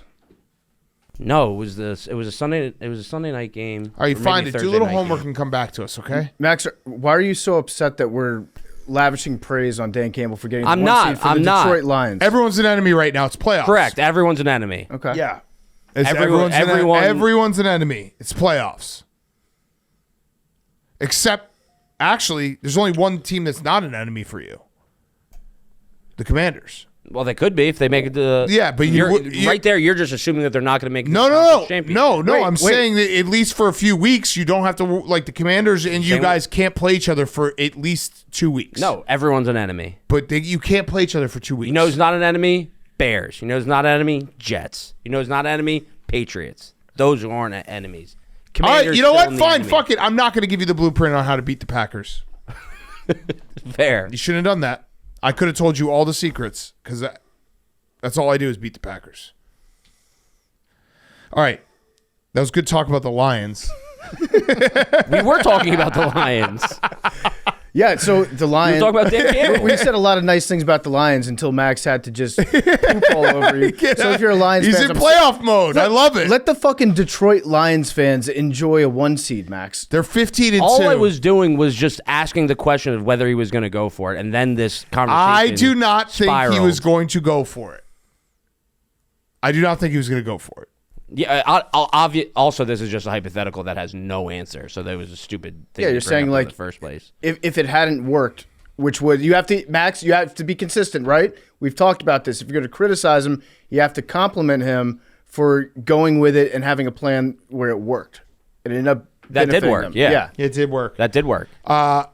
Listen, if the Lions defense can play like that, and Vikings offense is good, if the Lions defense play like that, that was the perfect, if you ask a Lions fan before the game, that was the perfect way for that night to end. Win the NFC North and do it with your defense looking good. You didn't want to win a game, another game where it was 45-42, and you're like going into the playoffs being like, look at what happened against the Bills. Look at what happened with the Niners game with like a bunch of backups, and they were just going up and down the field. That felt good. And they didn't do it with huge chunk plays either. Yeah. They did just by grinding them down. Yeah. Yeah. So credit to the Lions. 1 seed, deserved, 15 wins. Sucks for the Vikings winning 14 games and having to go on the road. But that's just how good the NFC North was this year. Yeah, so they're going to go to Los Angeles on Monday night. I'm worried.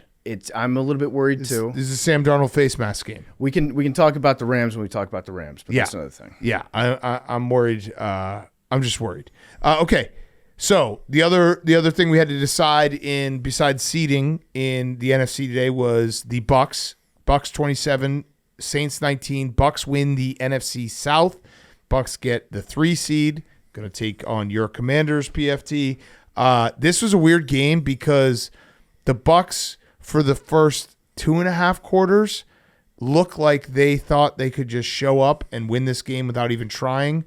They looked like garbage to start the game. Yeah, it was very sloppy. And then Baker Mayfield had back-to-back drives that ended the game essentially, where they went 12 plays, 82 yards, 12 plays, 94 yards, touchdown. They let. I guess the Bucs were correct in the strategy of like, hey, Spencer Rattler can't play 4 quarters where he's good, and that was correct. But the Bucs looked slow, finished strong, and then we had Mike Evans get his 1,000th yard, which now makes him tied for Jerry Rice, 11 seasons, 1,000 yards. Pretty awesome accomplishment. He's in Hall of Fame wide receiver. Very, very cool. The last play of the game, though, where they hit Mike Evans on that. You like that? I do. I didn't like it. $3 million, I like it. Yeah, it's okay. I get that. Yeah. I get that part of it. Yeah. But also what I don't like is it looked like the guy on the Saints that was matched up against him was like, yeah, just run your 5-yard out. I'm going to turn around and go downfield like you're running a deep route, and then we'll turn around and tackle you. If this was Mike Evans, 2 things. One, if this was Mike Evans' 2nd year in the league, 3rd year in the league, I'd be like, that's bullshit. He's been in the league for over a decade. He's a veteran, seems like an awesome dude. I'm okay with it for 5 yards. And the second thing, the more important thing, I'm okay with it because he missed, 4 or 5 games for injury? Yeah. If he had played all 17 games and they needed that shit to get him 1,000 yards, I'd be like, oh, come on, dude. But how many games did he end up missing or not play? Because that, like, he would have gotten 1,000 yards if he didn't get injured. Yeah, I know injuries are part of the game, but that does change it a little bit in my head. And he was only, 5 yards away from it? He was 5 yards away. It wasn't like, he needed 100 yards. Maybe I'm old school, Big Cat. I don't like the idea of a guy letting you have yards. 5, you got to fight for every yard of this league. So he played 13 games because he got injured in one of them, I believe. So yeah, he missed 4 games. He would have had it easily if he hadn't gotten injured. I'm okay with it. I don't know. I like it's $3 million, dude. Yeah, I'm happy for him to make the money. I'm curious to know what Jerry Rice's thoughts are. I don't know. Mark Gastineau? We'd have to ask Jerry Rice. He wants those yards back? Yeah. Yeah, I had no problem with it. I mean, the only argument I would consider is like, it technically is a very dumb thing because what if tragedy happens and you throw a pick and your playoffs are on the line? Yeah, that's what I'm saying. Like, it could have cost them that part the game. Makes sense. I would have liked it a lot more if the Saints had at least pretended to play defense on it. Yeah, done a little something. Otherwise, it just looked like a scripted play. Are you looking at me like that for, Max? Nothing. Continue. You found something? Yeah, I found exactly what I was talking about. Okay, so go ahead. Against the Packers. Okay. On Green. Wait, no. Oh no! Cutting this. No, you can't cut it. Do not cut this. Do not cut this. No, what I really was going to say was, in that same game, it didn't work out. They were up 3 points at the beginning, or at the very end of the third quarter. Went for it on 4th down, and they're on their own 30. Didn't get it. Gave up a touchdown. Gave up the lead, but the Lions came back and won. Okay, but that's also like a 3-point lead, which on their own 30, but that's not the same as what we're talking about. And kicking a field goal to make it 18 points. Good segment. Oh man. Well, that's why. That's what you came back with? That's what you I came didn't back want to with? talk about this. You said you looked at me, and then I went. I found exactly what I was talking about. Good work, Max. I'm cutting all of this. No, you're not. Yes, I am. No, you're not. Yes, I am. You can't do anything about it. There's nothing I can do about it, and I wouldn't know if you cut it or didn't. So that sucks. Other two, Jalen McMillan is awesome. Yeah, he's very good. He's really good. And I still love Bucky. Yeah, Bucky's awesome. You You got to get in war mode. Don't compliment them too much. Great- I can great compliment player. him. I'll compliment him. You don't. Great player. Don't. Just a rookie, though. They brought the duck back. Did you see that Yeah, pregame? I did see the that. duck was there. You got to. I got to get ready for it. You might have to go down and kill that duck. I think we got to sign Carson Wentz to be the backup. Go Yes. down there and execute that fucking duck. Yes. What the hell do the Saints do? Have the Saints? Who's gonna take the Saints head coaching job? I don't know. I don't know who's going to get the Saints job. It could be a real wild card of a hire. I feel like there has been every open job has had someone name attached except for the Saints. Mm-hmm. They're just gonna get whoever's left. I'm thinking it's going to be somebody very boring. Drew Brees. Give it a shot. Yeah, why not? And he's boring. What about Coach O? Coach O would be sick. Get Coach O on the Saints. So sick. I mean, okay, here's what I'll say about the Buccaneers. Congrats to them. Was this 5 straight playoff appearances? Bit of an NFC South merchant, those Buccaneers. If you ask Stephen Shea, they're one of the most dominant teams of the first half of this decade. The NFC South has been so fucking bad. Outside of the Tom Brady years, great for the Bucs. Good job. You won a Super Bowl with Tom Brady at the end of his career. That's awesome for you. The NFC South has been so bad year in, year out. Panthers. What about him? Cam Newton. No, he's talking about the last 5 Yeah, years. last Yeah, 5 yeah, years. yeah. A bit of an NFC South merchant, if we're being honest. Yeah, even Tom Brady's last year. What did they finish 9-8? And then they did beat us in the playoffs. No. That was the year they lost to the 2020. Cowboys on Monday Night Football. Yeah, 2020. Yeah. But I do like Baker. I'm going to have to turn on Baker this week. He's such a dog. He ends the season with 4,499 yards, 44 total touchdowns, 71.4% completion percentage. He's awesome. Mm-hmm. He did the thing today where he ran over a guy and then stepped over him and basically started an entire fight between both teams while walking away. Yeah, he was like, keep talking about me while I'm gone. Yeah, he was the Joker meme with Walking away from the children's with the hospital. hospital blowing up. Yeah. It's like, this is what I just started. Yeah, Baker scares me a little bit, I'll be honest. Also, Jalen McMillan also should probably put his guns away for the playoffs. yeah, so that was an interesting moment because he did the first down sign. Yeah. But they thought he had like trigger fingers or at least a handgun as one of his hands. But he actually had his fingers taped together from an injury. Yes. Then he goes up to the ref and shows him, it's not a gun, my fingers were just taped together. Yeah. Is that an excuse? No, because they kept the penalty. Yeah, it's not an excuse. Yeah. Also, the Tampa Bay Buccaneers would never allow guns in their stadium. No. Besides the giant Absolutely cannons.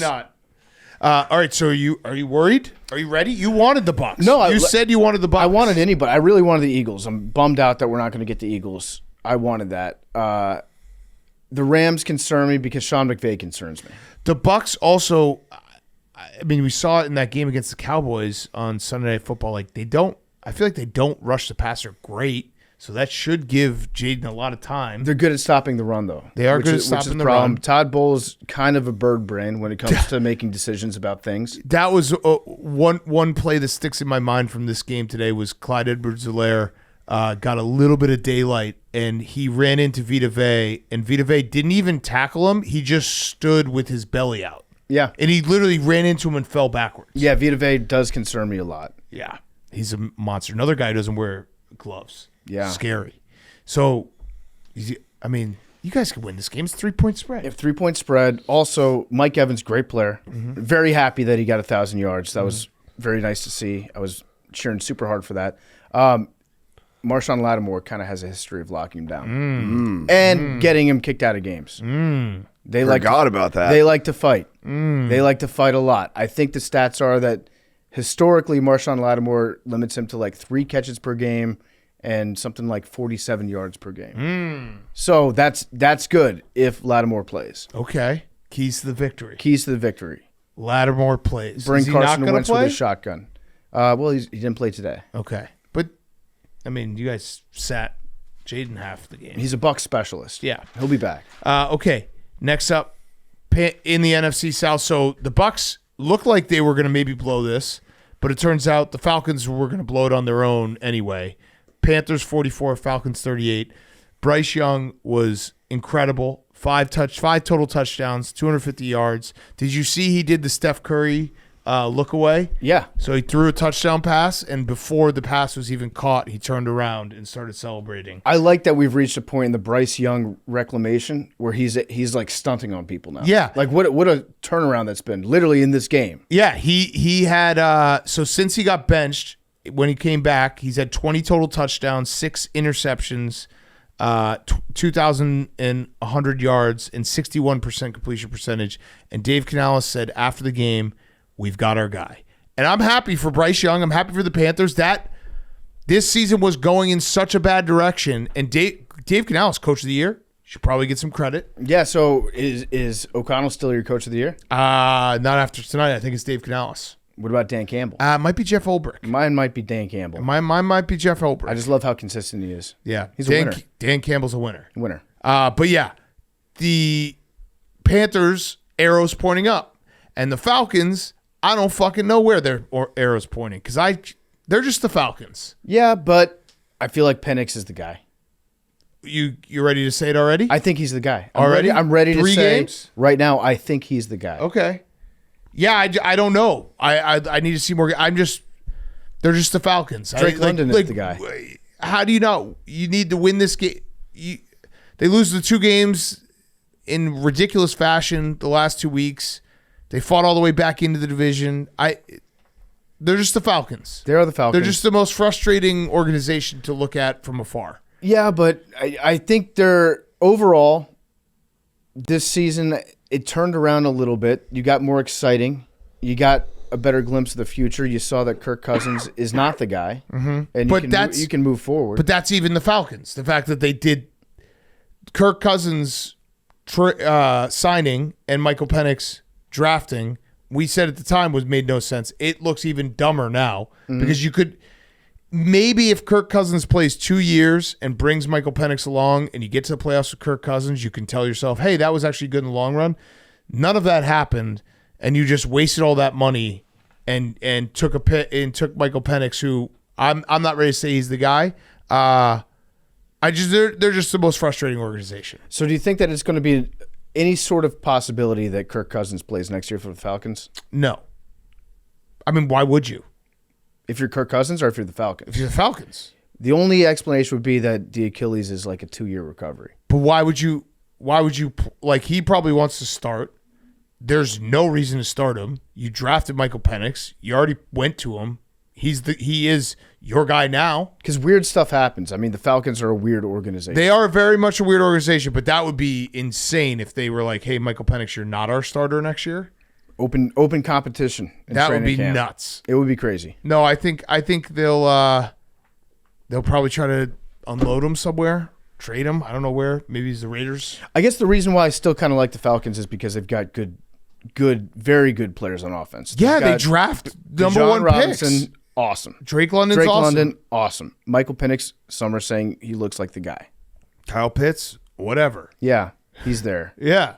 Good offensive line. Yeah, but no, I just the Falcons' arrows pointed. I don't know because of the Falcons is what I'm trying to say. Yeah. Okay. Commanders 23, Cowboys 19. Marcus Mariota played the second half in this game. Won this game with no time left, basically. Mm-hmm. That had to feel good. Yeah, it was great. Terry McLaurin set the Commanders record, the franchise record for most touchdowns in a year with that last touchdown catch. I'm just very happy for Terry. And this season has just been like 12 wins is unreal. Yeah. Never in a million years did I think 12 wins. And I was looking at the roster and how far this team has turned around in a very, very short amount of time, which is why anytime a coach tells you 4 years for a rebuild, they're full of shit. Yeah. Don't listen to that coach. We have 13 total Pro Bowlers this year. So that obviously includes the selections and then the alternates after that. Out of those 13, how many of those guys do you think were brought in under the Ron Rivera era? 1. 0. Oh. None of them. 10 of them are brand new this year. First year with the team. Wait, who brought in Terry? Terry, I believe that was Jay Gruden. Okay. I think he drafted Terry. Okay. So, yeah, the turnaround has been just unreal, and I feel like this has been a dream season. I hope that Jaden's okay. They said that he had leg soreness after the game. Oh, I thought he was just sitting him because, like, this is kind of crazy. He was getting hit, like, a decent amount. That's he what didn't look super sharp. Yeah, that's what concerns me is the first half, our offensive line wasn't great. The center or backup center wasn't really able to handle Micah Parsons when they lined him up right over top of him. Jaden got killed a little bit. His leg was sore. He said he would have played if it meant something. Okay. But it kind of did mean something. Yeah. And then he didn't play. And then Marcus looked pretty good. Are you bummed that you don't get to play the Eagles? I'm so bummed. I wanted the Eagles, but it's anyone, anytime, anywhere. That's what I say. Were you one of the rooting for Eagles. the Bears against the Packers or no? I was rooting for my friend Big Cat. Yeah, he was being a good friend. I was being a don't know. supportive friend. You should try it sometime. Simultaneous friend. wins was great. Yeah, Yeah. it was That was a like great within moment. 5 seconds of Yeah. each other. We had. Do we even mention we had the PMT? Oh yeah, we all won a PMT game sweep. today. That was pretty insane. I don't think that's ever happened. yeah. That's awesome. Yeah, Some all AWL 5 of looked it us. up and said it was the first time since 2017. Wow. But that would have been just 3. I don't know. That's 2017. I didn't do too much research. Someone just said 2017. I mean, you're getting 5 teams. Next year we got to do that every single week. We got to do the parlay. Money line parlay on them. That's great. Oh my god, we'd lose so much money. But it would have won a lot today. would it have? Yeah, Bears were 10-point underdogs. Yeah, true. And Max, I'll honestly answer your question. I was rooting for the Bears. I was doing it to support Big Cat, and also because you. theoretically, Right. the Commanders could host the NFC Championship game now. Mm-hmm. In theory. And you missed this part, Max, but PFT whispered to me at one point. He's like, "Hey, I want the Bears to win this game so that you can share all the secrets with Max on how to beat the Packers." Yeah. He said Oh, that. shit, now you said you won't do that anymore. Yep. Yeah, so now Sorry. soon That's as you because lose. you should try out being a good friend once in a while. By the way, Dan Campbell went for it on 4th down in a tie game with 30 seconds to go. Again, that's not Just saying. it's a different That's scenario. not That's what I was can't- trying to find. what. Earlier when the segment that got cut. Oh, now you got to bring the segment back. Nope. Yeah, Max tried to. No, you got to leave that in. I'll leave some of it in. Okay. I'm sure we'll have another update about Dan Campbell's coaching errors. No, in it the- wasn't in an the error. Rams. He got it. Oh. Yeah, okay. And it was a tie game with 30 seconds left. Tie game with 30 seconds. And did they win? Correct. And where was He's the a ball? winner. This is the whole, whatever. So is Nick Sirianni. I got a question for you guys about the Commanders because I'm blinded by them. Like I feel like this whole thing's been a dream because it's crazy from the owner to the head coach to the quarterback, all this shit. I have a question for you guys. Yeah. though. Are the Commanders a likable team?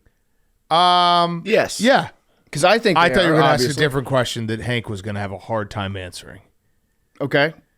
Ask the I other think question. the Commanders are a likable team. I think they are a likable team. I root for them. I do think I will be Jaden rooting for them to smiles a win. little too much. He smiles it's all the starting to time. bother me a little bit. But I think they're a likable team. I like Dan Quinn, Terry McLaurin. I like Brian Robinson. It's similar to the Lions. Luvu. I mean, That's they've a guy. Yeah, obviously- Luvu's awesome. Yeah.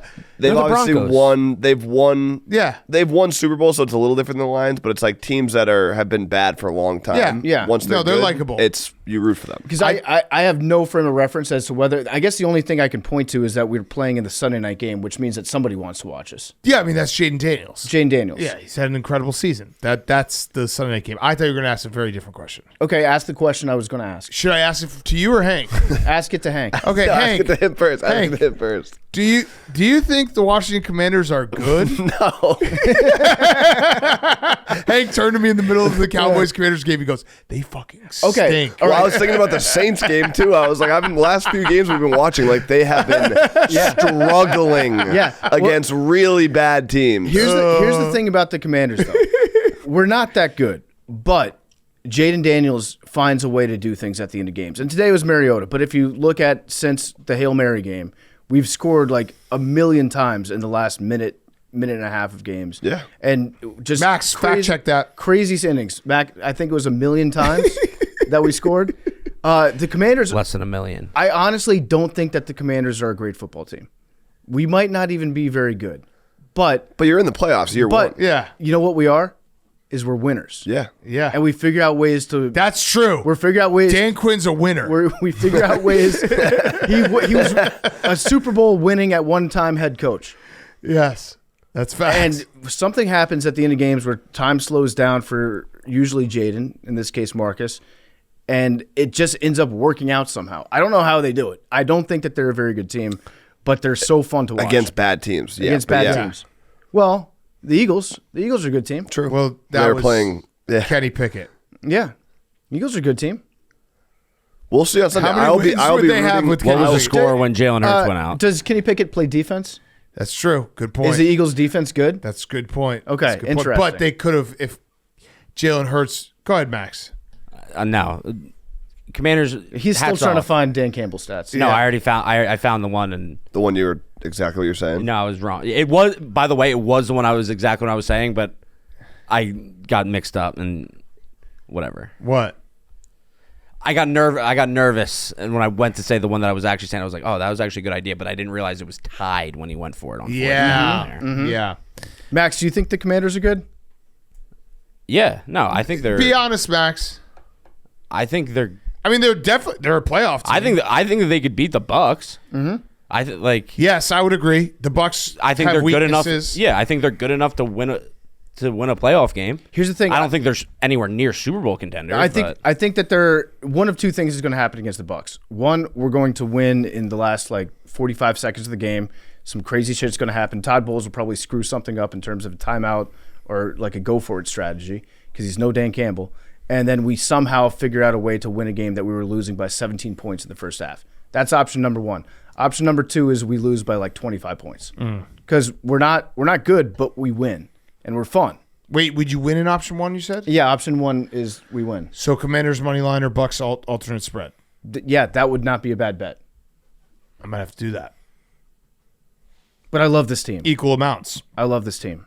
Yeah. Mike McCarthy, they asked him after the game what he thought about his future. Did you hear his quote? No. He said, "I don't like to talk about myself, but I'll just be clear. I'm a winner. I know how to win." Max. He said, Mike McCarthy is a winner. He said, "I won a Super Bowl in this building, as a matter of fact." Yeah. I'm actually going to compliment the Steelers. The Commanders don't really get blown out of games. No. So I don't agree with that. I think it's going to be a close game. The Bucs blew us out. But week one, and the Ravens. Oh no, that wasn't that was I think we lost by one score. They lost by 7 points. Yeah. So I don't think that's necessarily. I feel like that would be going out on a limb to say that it's going to be a blowout or the Commanders win. I just think that there's a good chance that the Bucs get up on an early lead against us, and then if a couple things don't break our way, then it's going to be pretty ugly in the second half. But there's an equally good chance where we're losing by 17 and we end up winning by 2. I don't think I think it's going to be a competitive game. I don't know necessarily who's going to win. I think the Commanders can win that game. Yeah. There was a great moment in this game. It reminded me a lot of the Bears Hail Mary where your cornerback started celebrating and waving goodbye to the crowd. Malik Hooker on fourth down put his hand up to be like, "We got this stop" against Marcus Mariota, as Marcus Mariota still had the ball and was running 30 yards downfield. That was a great screenshot to look at. We also had a cheerleader get absolutely domed by a kickoff. That should count as a point. She got smoked. Yeah, that should count as a point. Disagree. Why? It'd be funny. I think hitting women shouldn't count as a point. I didn't say women. Max. I didn't say women. I said cheerleader. True, there are male I never cheerleaders. said the gender of the cheerleader. Dallas Cowboys historically have Could be. Could be. You don't know. Could be. You don't know. Cheerleaders come in all shapes and sizes. Yeah, that was a crazy kick. That was Aubrey, right? Yeah. And doesn't Evan McPherson, or is it the other Bengals kicker that Evan dates McPherson, I think, has his girlfriend or fiance's on the cow? But that was not her. Yeah. that got hit. I don't think so. But yeah, that was crazy. It was like a bullet. Yeah. Yeah. And then they zoomed in on her. She wore that like a champ. She did. Yeah, she did. Shout out Tress Way, asking her if she was okay. Great guy. That is awesome. Great job, Tress. Great job, Tress. All right, anything else in this game? No, I think that Ready for the offs? I think that I'm ready for the offs. This, much like the Broncos season, this whole season was a win, no matter what happens. Yeah, in the playoffs. definitely. Obviously, I want to win in the playoffs, but it's been a great year. What map out a road? Okay, here's the road. Because I know you've done it in your head. Yeah, we So beat. you might as well do it for us. Okay, so we beat the Bucs. Okay. Then the Packers beat the Eagles, which would break my heart because I want to play against the Eagles at some point. That would legit break my heart because I would have robbed of getting to cheer for the Eagles' demise. But that's part of the road. Part of Yeah. the road is we Yeah. somehow take over home field advantage. Mm-hmm. All right, so that happens, and then What was that face? There's a way that you said that. I feel like there's going to be a part of you rooting for the Packers. Absolutely not, Max. I can be more clear. You need to end the Packers, and then I'll root against you. I am 110% Eagles on Saturday.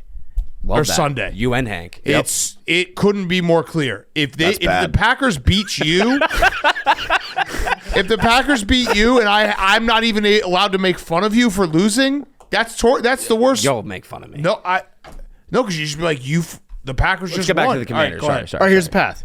Okay, we beat the Bucs. Then we've got the Packers beating the Eagles. Okay. Then we have I'm going to say the Vikings beating the Rams, and then you've got the Ram. Sorry, So all the all upsets. 5, 6, 7. And then you've got the Lions. They would have to play the Packers. The Packers beat the Lions. You beat the Vikings. We beat the Vikings. Okay. That's possible. It's possible. Yeah, this It's is not possible. crazy. And then we beat the Packers in the NFC Championship game at home. Cinderella. Cinderella story. We Who do you play the Super Bowl? Then the Super Bowl we play Broncos. against the Steelers. Yeah. no, Houston Texans. We played Texans in the Super Bowl they changed the kickoff time to 3:30. Oh, nice. And then we take out the Texans. That's huge. No, there's probably no chance, but No, that's a path. I'm just happy. I'm just happy with I think the everything. NFC kind of is a path. It's wide open. I think that would it be that crazy? didn't sound that crazy what you just said. Would it be crazy to say that the Packers beat the Eagles? No. Nope. Not crazy. Would it be crazy to say that the Vikings beat the Rams? No. Nope. No, not crazy. Would it be crazy to say that the Packers beat the Lions? No. Maybe. No, I don't think so. Not that crazy. No. It's the Exactly. playoffs. You don't think Rust versus rust. I mean, maybe if Dan Campbell gets stopped on 4th and 1 in that game, it just happened. that's a good point? Has he ever done that? No. Yep, it was a tie game. Went for it on 4th and 1. Crazy. So there's a path. However remote it might be, there's a path. It's the playoffs. Memes is frustrated about something. God knows Well, what. Memes just is such a different fan that he thinks that like the Jets are winning. You're talking the Super- too down Yes. on yourself. Mark Sanchez done it as a rookie. Jane Daniels is a lot better. That's true. You go into Tampa, you beat Tampa. You're starting to talk like Gruden right now. Then you Yeah, go- why are you talking Pittsburgh? Then you go up to Detroit. Rank your favorite Memes Not- voices. Mine is number 1, Hank Hill. I didn't know you had that in you. No, that was Memes. good. That was great. And then 2, we got Pittsburgh. We got Gruden memes. Yeah. Yeah. No, listen. Just get your confidence up. It's a possibility. I am confident that we can beat the Bucs. There's definitely a way that we beat the Bucs, but there's a lot of good teams in the NFC. But they all have flaws. I just really They wanted all the have Eagles. flaws. I wanted That's the Eagles. biggest thing. They all have flaws. Yeah, I know you really wanted the Eagles. so I'm bad. sorry for you. Pisses me off. You wanted the Eagles. I knew you did too. Yeah. All right. Before we wrap up with the last 4 games, BetterHelp. Part of my take is sponsored by BetterHelp. Every January brings you 365 blank pages waiting to be filled in 2025. Maybe you're ready for a plot twist, or maybe there's a part of your story that you've been wanting to revise. Life isn't about resolutions that fade by February. It's about picking up the pen and becoming the author of your own life. Think of therapy as your editorial partner, helping you write new chapters and create the meaningful story you deserve to live. I've actually started therapy a couple months ago. Been great, really great to be able to talk to someone. BetterHelp is fully online, making therapy affordable and convenient, serving over 5 million people worldwide. Access a diverse network of more than 30,000 credentialed therapists with a wide range of specialties. Write your story with BetterHelp. Visit BetterHelp.com/PMT today to get 10% off your first month. That's BetterHelp, HELP.com/PMT, BetterHelp.com/PMT. We're also brought to you by our friends at Eroxon. Let's talk about the elephant in the room, erectile dysfunction. 1 in 4 men 18 years and older experience ED, which means that you or someone closer to you might be experiencing it. That's why I want to tell you about this new ED treatment gel, Eroxon. It's the first of its kind ED treatment gel with clinically proven results that you can get over the counter. Eroxon is topical treatment gel, which means it's a non-intrusive and safe for you and your partner. To maximize intimacy, you can use it with your partner during foreplay leading up to sex, and it's clinically proven to work in 10 minutes. For physical intimacy, individual results may vary. Studies show success in over 60% of men. Since it may not work for everyone, it's important to try on a few separate occasions to get the hang of how to use it. If you desire deeper connections and better outcomes, Eroxon is the answer. See if it's right for you. Eroxon is available in stores and online. Visit eroxon.us to learn more. Okay. The Seahawks, Rams, Seahawks 30, Rams 25. Rams sat everyone. Jimmy G played. The Rams were actually pretty live in this game. They had a chance to win it at the end. and they had like a 4th and 3 on the 10-yard line with 30 seconds left. So Jimmy G still got it a little bit. So what was Sean McVay thinking going into this week? Did he just didn't think it was important to have to avoid the Lions or the Vikings at all? Yeah, no, he was just like, I want to rest my guys. It's just kind of a weird move, though, isn't it? I think he's been there, done that. Play whoever you play. Yeah.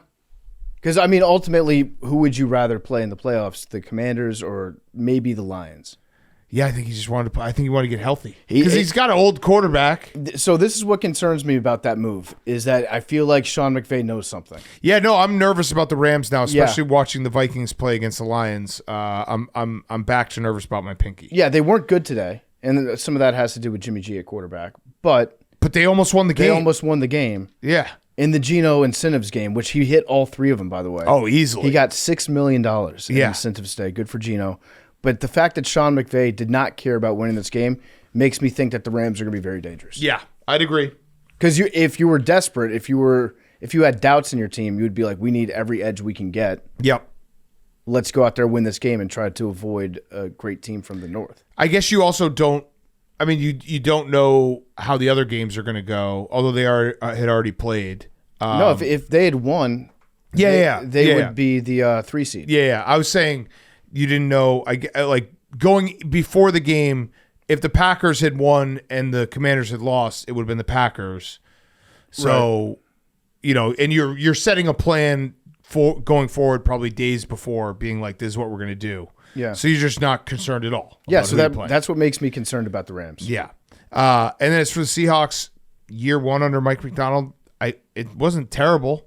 No. I mean, they won 10 games. It was very frustrating. It was extremely frustrating. Because you felt like you could have won at least 2 or 3 more. They had that. I mean, the fact that the Seahawks, they kind of have a similar setup as the Bengals. They look back, they lost to the Giants. Yeah. Like, how did that happen? The Colts and the Seahawks lost to the Giants. Like, how do you let that happen? And so, because like other than that, they lost to teams that were, I mean, they lost to the Lions, understandable. They lost to the 49ers before everyone got injured, understandable. They lost to the Bills and the Rams, the Packers and the Vikings. Those are all not terrible losses. So if you look at the Seahawks season, it really just comes down to you don't lose that Giants game, you're in the playoffs, year 1 in Mike McDonald. And so I don't know. I feel like arrow pointing slightly up for the Seahawks. I think you're happy overall, but you're also very frustrated. Yes. Okay. So Rams, because I think they would, when they moved on from Pete Carroll, they at the very least wanted a coach that would attempt to run the ball. Yeah, and which they did a little bit today. But Mike McDonald, he failed that part of the test year 1. How did the Rams see? I mean, listen, Sean McVay, Kevin O'Connell, they know each other. Those guys know each other. Mm-hmm. That it's funny too because that was kind of the launching off point for the Rams season. Remember, that was early on in the season. They were 2-4, and it's like if they don't win this game, they're pretty much dead. Which turned out to be true. They needed to win that game, and they won that game. It was a Thursday night game, and Stafford carved up the Vikings defense. I think that was the game that everyone came back right before. Like it was like we didn't know if Puka was going to play or not, and then he played right. Like it was announced right before, and then he carved him up. It's gonna be an interesting matchup. Yeah. Interesting matchup. I think I like the Rams. Yeah, I probably like the Rams too. All right, Cardinals 47, 49ers 24. You got anything on this game? Nope. Josh Dobbs played. He did play. Yep. Kyler looked okay. Yep. Trey McBride catch a touchdown or no? Trey McBride did get a touch. All he does is score touchdowns. Yes. And he also had an awesome play where he carried Fred Warner like a backpack. Oh, that's cool. Yeah. Season from hell for the 49ers over. Yeah. 6-11. So what do you do if you're the 49ers? You see how bad Brock Purdy's hurt, and then you go from there. And Christian McCaffrey? Walls? He'll be back. Okay. What about Debo? What do you do with Debo? Cut. You cut your wide back? I don't know if cut is. I don't know what his contract is. I'd say you move on from Debo. You find a way. You move on. Find a way to move on from that Debo. contract. Yes. Yeah. That one you move. You get Ayuk back next year. Ayuk comes back. Debo's a little older. Also felt like there was times where Kyle Shanahan tried to spam Debo, so maybe you just got to – it might be better for Kyle Shanahan to not have Debo in his life. Because he's always thinking, I want more Debo. What if I use Debo for this play? Yeah. Like this run, this sweep, what if I Debo'd it? You'll get Trent Williams back. Yeah. That'll be good. Yeah. Fred Warner's still good. Yeah, I think the 49ers will be a buy-on team next year. Yeah. It's like, you know, they had a bad year. They had a season from hell. They get to rest up. They don't have to play deep into January. Kittle's going to be fresh. Kittle's going to be fresh. They'll get a higher draft pick. They'll be fine. John Lynch is a very good GM. Kyle Shanahan's a very good coach. I don't like that the 49ers were such a bummer to watch because say what you want about them in the past, they've always been fun. Yeah. And they were not fun this year. But they definitely have to I think their roster is like on the older side that they have to make some hard decisions and kind of reset. Yeah. But it can be done very quickly. Look at the Bills. And what did the Cardinals do? Hope next year's different. Okay. I don't really know. I'm not the biggest Kyler guy. I think they should keep him around. I think that you stay rolling with Kyler for a little bit because at least they have – I know what the Cardinals are in my head. And it's Kyler Murray scampering around, having 2 games where he looks awesome, a couple games where he looks just awful, and then that's all the mental headspace you have to have on the Cardinals. Kyler's not a confetti quarterback. Oh. Can you close your eyes and see confetti coming down on Kyler? No. Maybe on a game show or something. Because, think about it. There's so much confetti, then you're like, where'd Kyler go? We can't find him. Gets lost in it, yeah. Yeah. In esports. It's like a dog going into a leaf pile.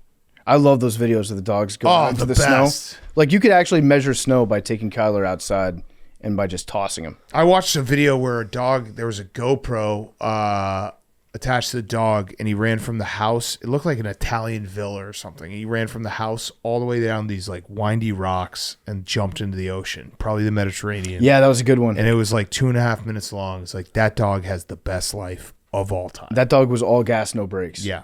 And so that's what we would do with the Cardinals season. Get a GoPro, move to Italy. Put on Kyler. And just run down to the water every single day. Yeah, pretty good. Good plan. Okay. Last 2 games. You want to do Eagles-Giants? We can skip it. Eagles 20, Giants 13. Well, I guess the only question I'd have about Eagles-Giants is Jalen Hurts out of concussion protocol? Nope. Uh-oh. So what does that mean? You're less than 7 days away from your first-round playoff game. He went through a walkthrough yesterday. But the line for Eagles-Packers just moved a full point. To where? 4.5. Okay. Okay, so that means he's probably going to play? Or it means someone bet a lot of money on the Eagles. Probably the former. That he's going to play. I get former and latter mixed I do too. sometimes. Yeah. Latter is the most recent one. Yep, probably the latter. So you think somebody bet a lot of money on the Eagles? Not that he cleared concussion protocol. Max does I just not don't think that they're going will. to say that he cleared concussion protocol at 10:45. Right. But do you think he will clear concussion protocol? Yes. In my heart of hearts. Do you wish Saquon had played? No. Because he's healthy and the offensive line is healthy. And you saw a lot of people get injured today. On the Eagles? No, on other playoff teams. What about Tanner McKee? Tanner Future? McKee, great. He's the QB2 of the future. He's Wow. so good. That's good. You got that figured out. Yep, he's so good. So Kenny and then Tanner McKee for the Yep, playoffs. so good. Tanner McKee is so good. Yeah. I hope Jalen Hurts clears concussion protocol. Same. Well, no, I want to take that back.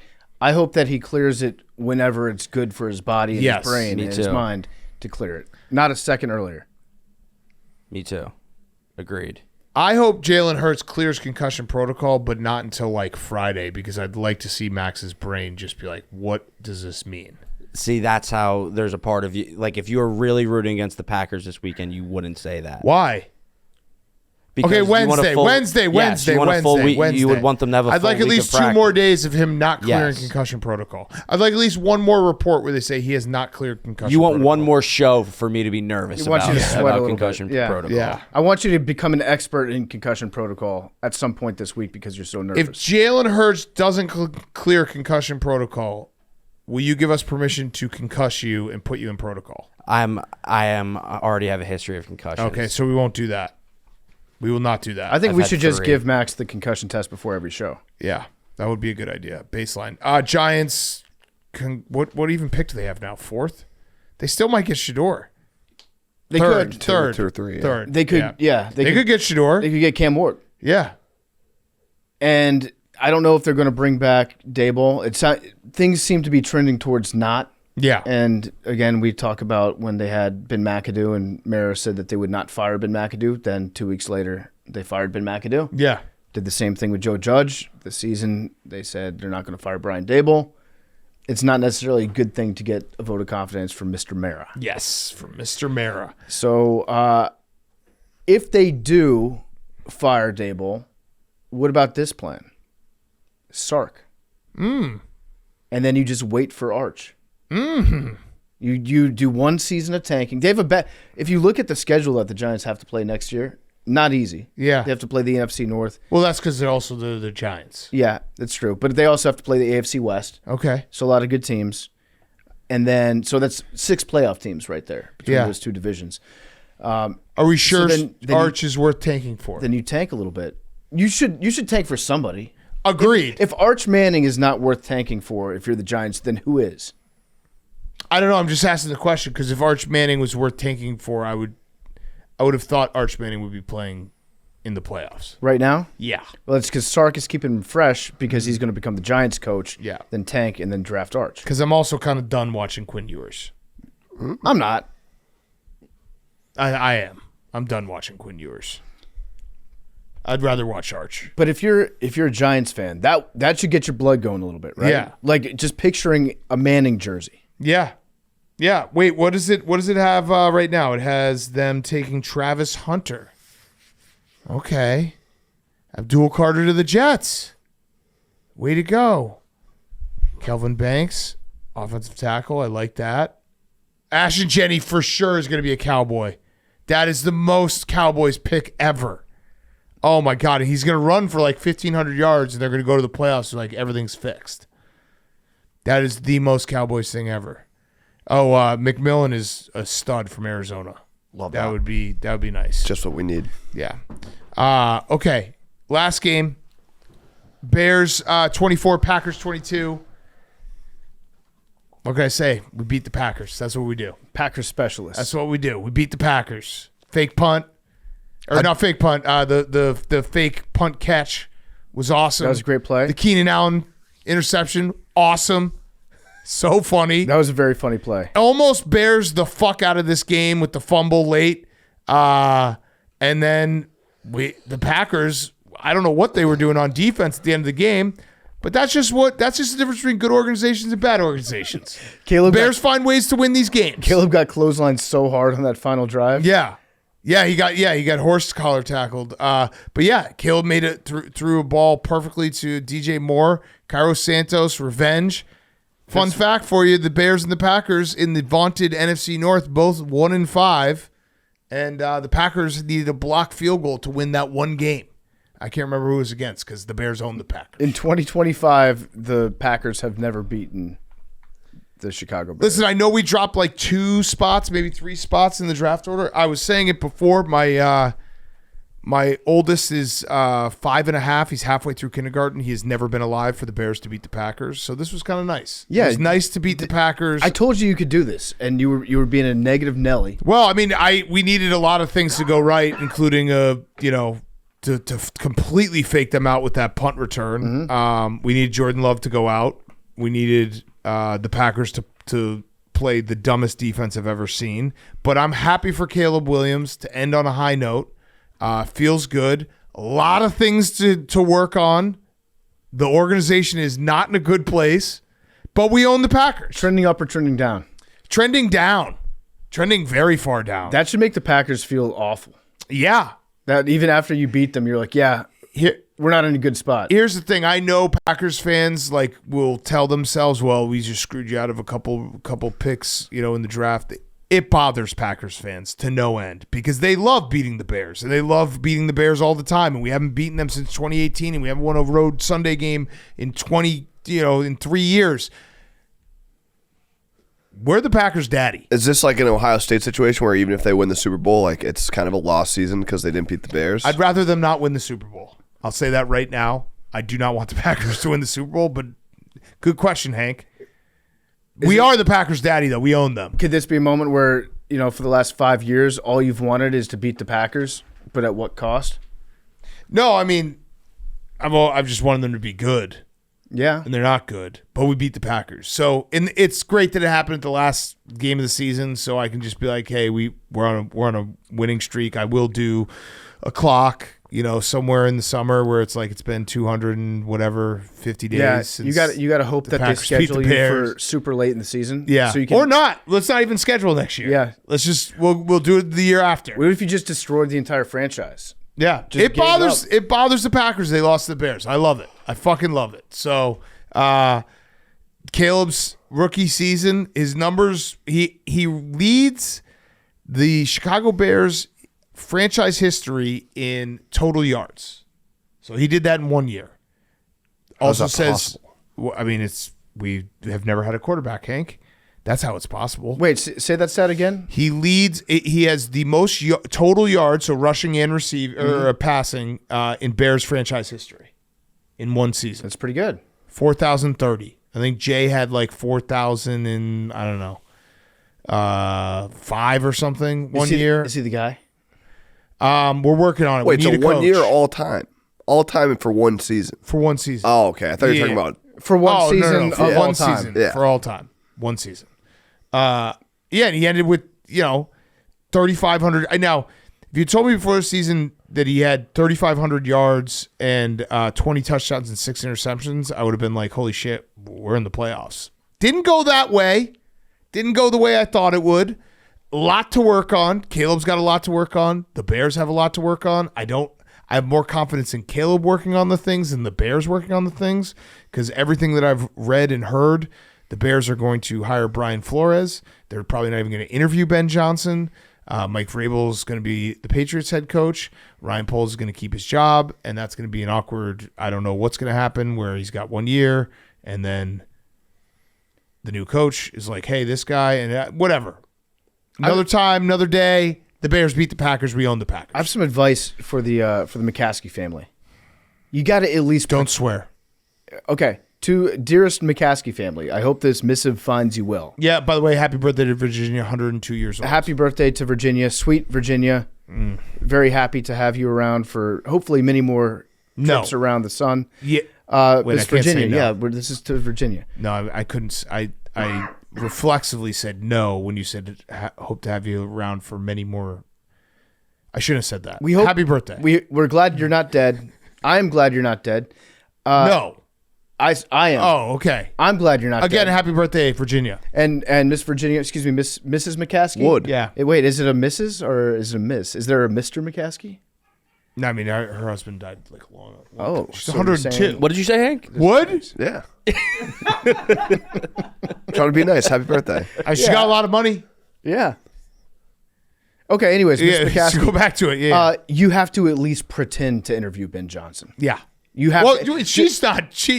Well, tell you, address this to George. Mr. McCaskey. George, her son. Her son. Her full-grown Her- adult son. her 7-year-old who doesn't swear. Yes. Mr. McCaskey, you have to at least pretend to interview Ben Johnson. Yes. Just at the very minimum, get him on a Zoom call. Yes. And then you can say we didn't think that his vision for the future of this offense aligned with Chicago Bears values. Yes. But you can't just hire Brian Flores because Ryan Poles says this is my buddy. Yes. What are you laughing about back there?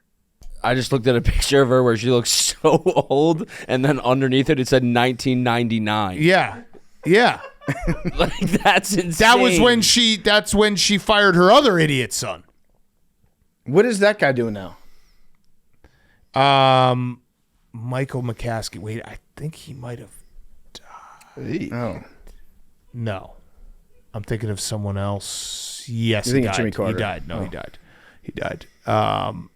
But yeah, they're a mess. I'm not going to think about it today. Today's about beating the Packers. Listen, you have to at least pretend to interview Ben Johnson. And yes, give Brian Flores an interview. But also, let's not forget about the 40th anniversary of your vaunted 1985 Chicago Bears team. And what better way to move forward as a franchise than by honoring that season and by bringing back a small piece of it, dual head coaches, Jeff Fisher and Ron Rivera. That would be fun. She was 62 years old when that happened. She was old. old. When the Chicago Bears won the Super Bowl, she was old enough to be confused by the rap in the Super Bowl shuffle. Yes.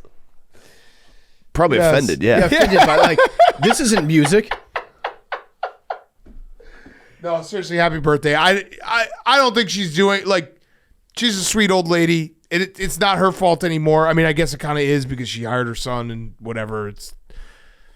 Today's about beating the Packers. Nice mom. Today's about beating the Packers. Great mom. Well, she fired one of her sons. Smart move. Today's about beating the Packers. We beat the Packers. We are the Packers' daddy. Packers fans, you're 0-1 in the last one. Max, I'm going to give you the blueprint on how to beat the Packers. Hell yeah, thank you. We're back. I'm going to do it. Are the Packers better with Malik Willis at quarterback? Yes. Jordan Love just throws off his back foot. Yeah, that's all he does. He's really good at it. He is good at it. I do. Is Christian Watson hurt? Christian Watson, it looks like he's out. Jordan Love is That's fine. actually significant. Yeah. Like that does suck for the Packers because he is their field stretcher. And I do think that when Malik Willis gets in the game, LaFleur gets more invested in the coaching. Yeah. Where he's like, I really have to get in my bag. And he calls more creative shit, does things a little bit more unorthodox. They're more fun to watch, I think, when Willis is playing. Yeah. By the way, did you guys? I think I did mention this, but the Bears have the same division record as the Packers. 1-5. 1-5, and I think technically in division they get the tiebreaker on head-to-head point differential because we beat them by 2 and they beat us by 1. Oh, that's big. So this season. So yeah. on aggregate, yeah, that's correct. We beat them by 2 and they beat us by 1. So yeah. So like going better off than the college Packers in the football- NFC North. Yeah, but on college football division rules. Yes. You finished in third place in the division. Correct. Packers finished in Correct. last place. Correct. Congrats. Anyone could beat up on all the other teams. Yeah, in the Big North. Anyone, literally anyone. Yeah. Could, beat teams like the Colts and they could do that. Mm-hmm. Or the Cardinals. But not everyone can just fight in the NFC North and win on a technicality. Is Thomas Brown the guy? No. They're going to interview him for a head coaching job. Yeah. Which is nice. It's that they're good. just doing that. It's good. But no, definitely not. They fucked Thomas Brown over. They made him, he was doing fine. There was that 3-game stretch where Caleb looked more confident because he was up in the booth being the OC. And then they're like, hey, dude, you did pretty good for 3 games, which he started the season not as the OC, became the OC, 3 weeks later became the head coach. They fucked that guy over. He did such a good job at being OC that they promoted him. They just that was really stupid and very Bears-like. But yeah, the future is as grim as possible. I'm not gonna get I've said this before. I'm not gonna get myself excited. What are you gonna say? What were you saying, Memes? Vrabel. No, Vrabel's the coach of the Patriots, No, dude. Chicago. Maybe the Jets. I'm not gonna let myself get excited until Maybe the they Jets. actually show me on They the interviewed him. field. He hasn't signed. Yeah, To my knowledge, he hasn't even interviewed with the Patriots yet. Me neither. Yeah, I don't think he has. yeah. But he has interviewed with the Jets. So really the only job he could take right That's now true. is with the Jets. Yeah, that is true. The top of his big board is probably Jets. Jets. Yep. Yeah. On his Etsy board. I'm not going to let myself get excited in the offseason and talk myself into something that they have proven time and time against they can't deliver. I will spend the offseason talking about how we're 1-0 against the Packers in the last one. Mm-hmm. And that's fine. You know what I am? I'm based in facts now. I'm based in results. I'm a results-based guy. I'm not going to talk about hypotheticals and who we add and offensive linemen and coach, and we're like, the Bears are going to be great. No. Facts. 1-0 in last one against Packers. This year. Undefeated this year, right? Yep. Facts. Not a lot of teams can say that. I guess the Super Bowl champ. Actually, all of us can. Yeah, all of us can say it, and also the Super Bowl champ will be able to say that for sure. Actually, unless one of you wins the Super Bowl, I guess Memes, Hank, and I are going to finish 2025 or start 25 without a loss. Yeah. Whenever they say only one team finishes with a win in their last game, that's actually not true. No, there's a lot of teams. Yeah. 16 of them. What do you say, Max? Well, we all started 2025 without a loss. You know, that's what we were just saying. But But you you're guys like, are the oh, only you guys are the only ones who have a chance to lose in 2025, which actually I'm happy I don't have a chance to lose so far in 2025. You understand that? Yep. No. No, that made no sense. It makes perfect sense. Yes. He's saying very simple. He's happy that they don't have a playoff game that Yeah. they could lose. Yeah. Got it. Because Big Cat I'm would going to rather stay not 1-0 for the next 9 months. would rather not even in be in the 2025. Same. There's a good chance you guys are not going to be. You're going to take at least one loss. No, I'm a winner. I'm not going to lose. Okay. That's the spirit. Yeah. Anybody, anytime, anywhere. I wish we could. Fuck, I just wish we could change the bracket and play against the Eagles. Oh. Nothing would make me happier. I know you were rooting hard for it too. Mm-hmm. You were really hard for it. Okay. Should we finish up with who's back of the week? Oh, I have a rowback question. RHOBACK.com, promo code TAKE, 20% off your first purchase. Rowback.com, promo code TAKE. Q-Zips, polos, hoodies, joggers, shorts. Rowback.com, promo code TAKE.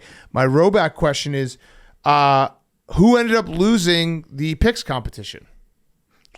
Good question. Great question. That would be me. Oh, Max, you lost. Yep. That's a shame. I have a rowback question. Yeah, Hank, go ahead. Rowback question. Hit us. Well, I guess do you want to clarify what the punishment is? The punishment is the loser of the picks competition this year has to go to an AWL's bachelor party and get drunk with AWLs, which isn't really a punishment. It's actually a reward. But some of us don't love traveling when we don't have to work. So that's the punishment this year. So I was thinking about this last night and you know, even just the past week, obviously with the new year and the show and how much we appreciate our fans. And I was just thinking, like, we have non-male AWL fans. That's a good point. Like, we did just pigeonhole this, True. you know, contest Bachelor into party. just bachelor parties. Yeah. What about the female AWLs Could be and bachelorettes? Yeah. Good point. Sounds like a good idea for another punishment, but it's a shame that this one is a bachelor party. No, but that's a good point. This is also a bachelor I party. was just thinking out loud. It's like, do you not care about our female fans? No, Max? no, I do. I care about our female fans. I do I very agree. much. This sounds like a great idea for another punishment that we can do. But It's a why? shame But that- like, we could. It's a we shame could, that we already made this one a bachelor party. Like I it- wish we didn't. I wish Well, we we didn't could make that. vote. Yeah, we no, could we vote. No, yeah. For our next punishment, we can do that. No, we That's can a vote great- right now that's for a good- this one. No. Are you saying you wouldn't want to Unfortunately- hang out with our female? Like, you wouldn't want to go to a bachelor party? I just want to You're saying you would- oblige by oblige to the Why are you punishment saying that that we were word? doing. What is that word you're saying? I don't know. Oblige. I want to oblige to the punishment. Is that what you was think the said. word is? I want to oblige to the punishment. And unfortunately, we said this was a bachelor party. What that we about had to now? go Would we to. leave open those fucking freaks and weirdos that do a combined bachelor and bachelorette party? No, I say they're out. Yeah, they're out. It's got. Yeah, if you're listening to this show right now and you do that, stop listening to the show. This show's not for you. And if you're I'm a banning female, we care about you. Unless- Max unless hates you're- you. No, Unless I you're- think that's a great idea. Unless for- your fiance for- made you do the for another combined, then you're off the hook, 'cause that I sucks. don't if I had know- lost, I would say it's going to be equal opportunity because I think that we should shine more light on some of the female AWLs out there that sometimes listen to the show. Yeah, I don't wanna And they alienate think, oh, am I them. the I only agree. one? Can I We ask want to a let them know. I think that we should do that. It sounds like you bachelorette do as an wanna next alienate punishment. them. Can I ask a question? I want to role play real quick. Like I lost. Hank asked me if I would do that. Hey, Big Cat. Like, I know we said bachelor party, but I was kind of thinking last night. Oh wait, are you thinking bachelorette party? Yeah, that's what I was Yes, thinking. I'm in. See, should go. That's how should I go would on act one. because I love our female listeners. Yas Queen, Max, I'm in. I have a question for Totes. Max. Real back question. PFT. Why are you afraid of girls? Yeah. They're scary. Good answer. Fair point. All right, so bachelor and You bachelorette guys can go parties. get your hair done. Everyone submit, even bachelorette parties. You can submit anything. But we're the ones deciding where you go. Correct. On the bachelor party, that was the punishment. Okay.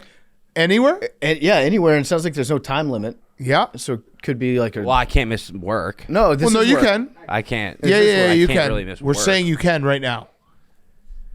I can cover. Also, if you're one of Thank those, you, memes. if you're one of those bachelor parties that likes to do an activity instead of like the whole going out and drinking and getting drunk all the time, if you're doing like a group marathon or something like that, like we're all going to travel together and compete in this endurance race, that's cool too. Yeah, we're definitely in for Japanese AWLs don't feel like you're too like we care about you guys too. Yeah, Domo. that. Yeah.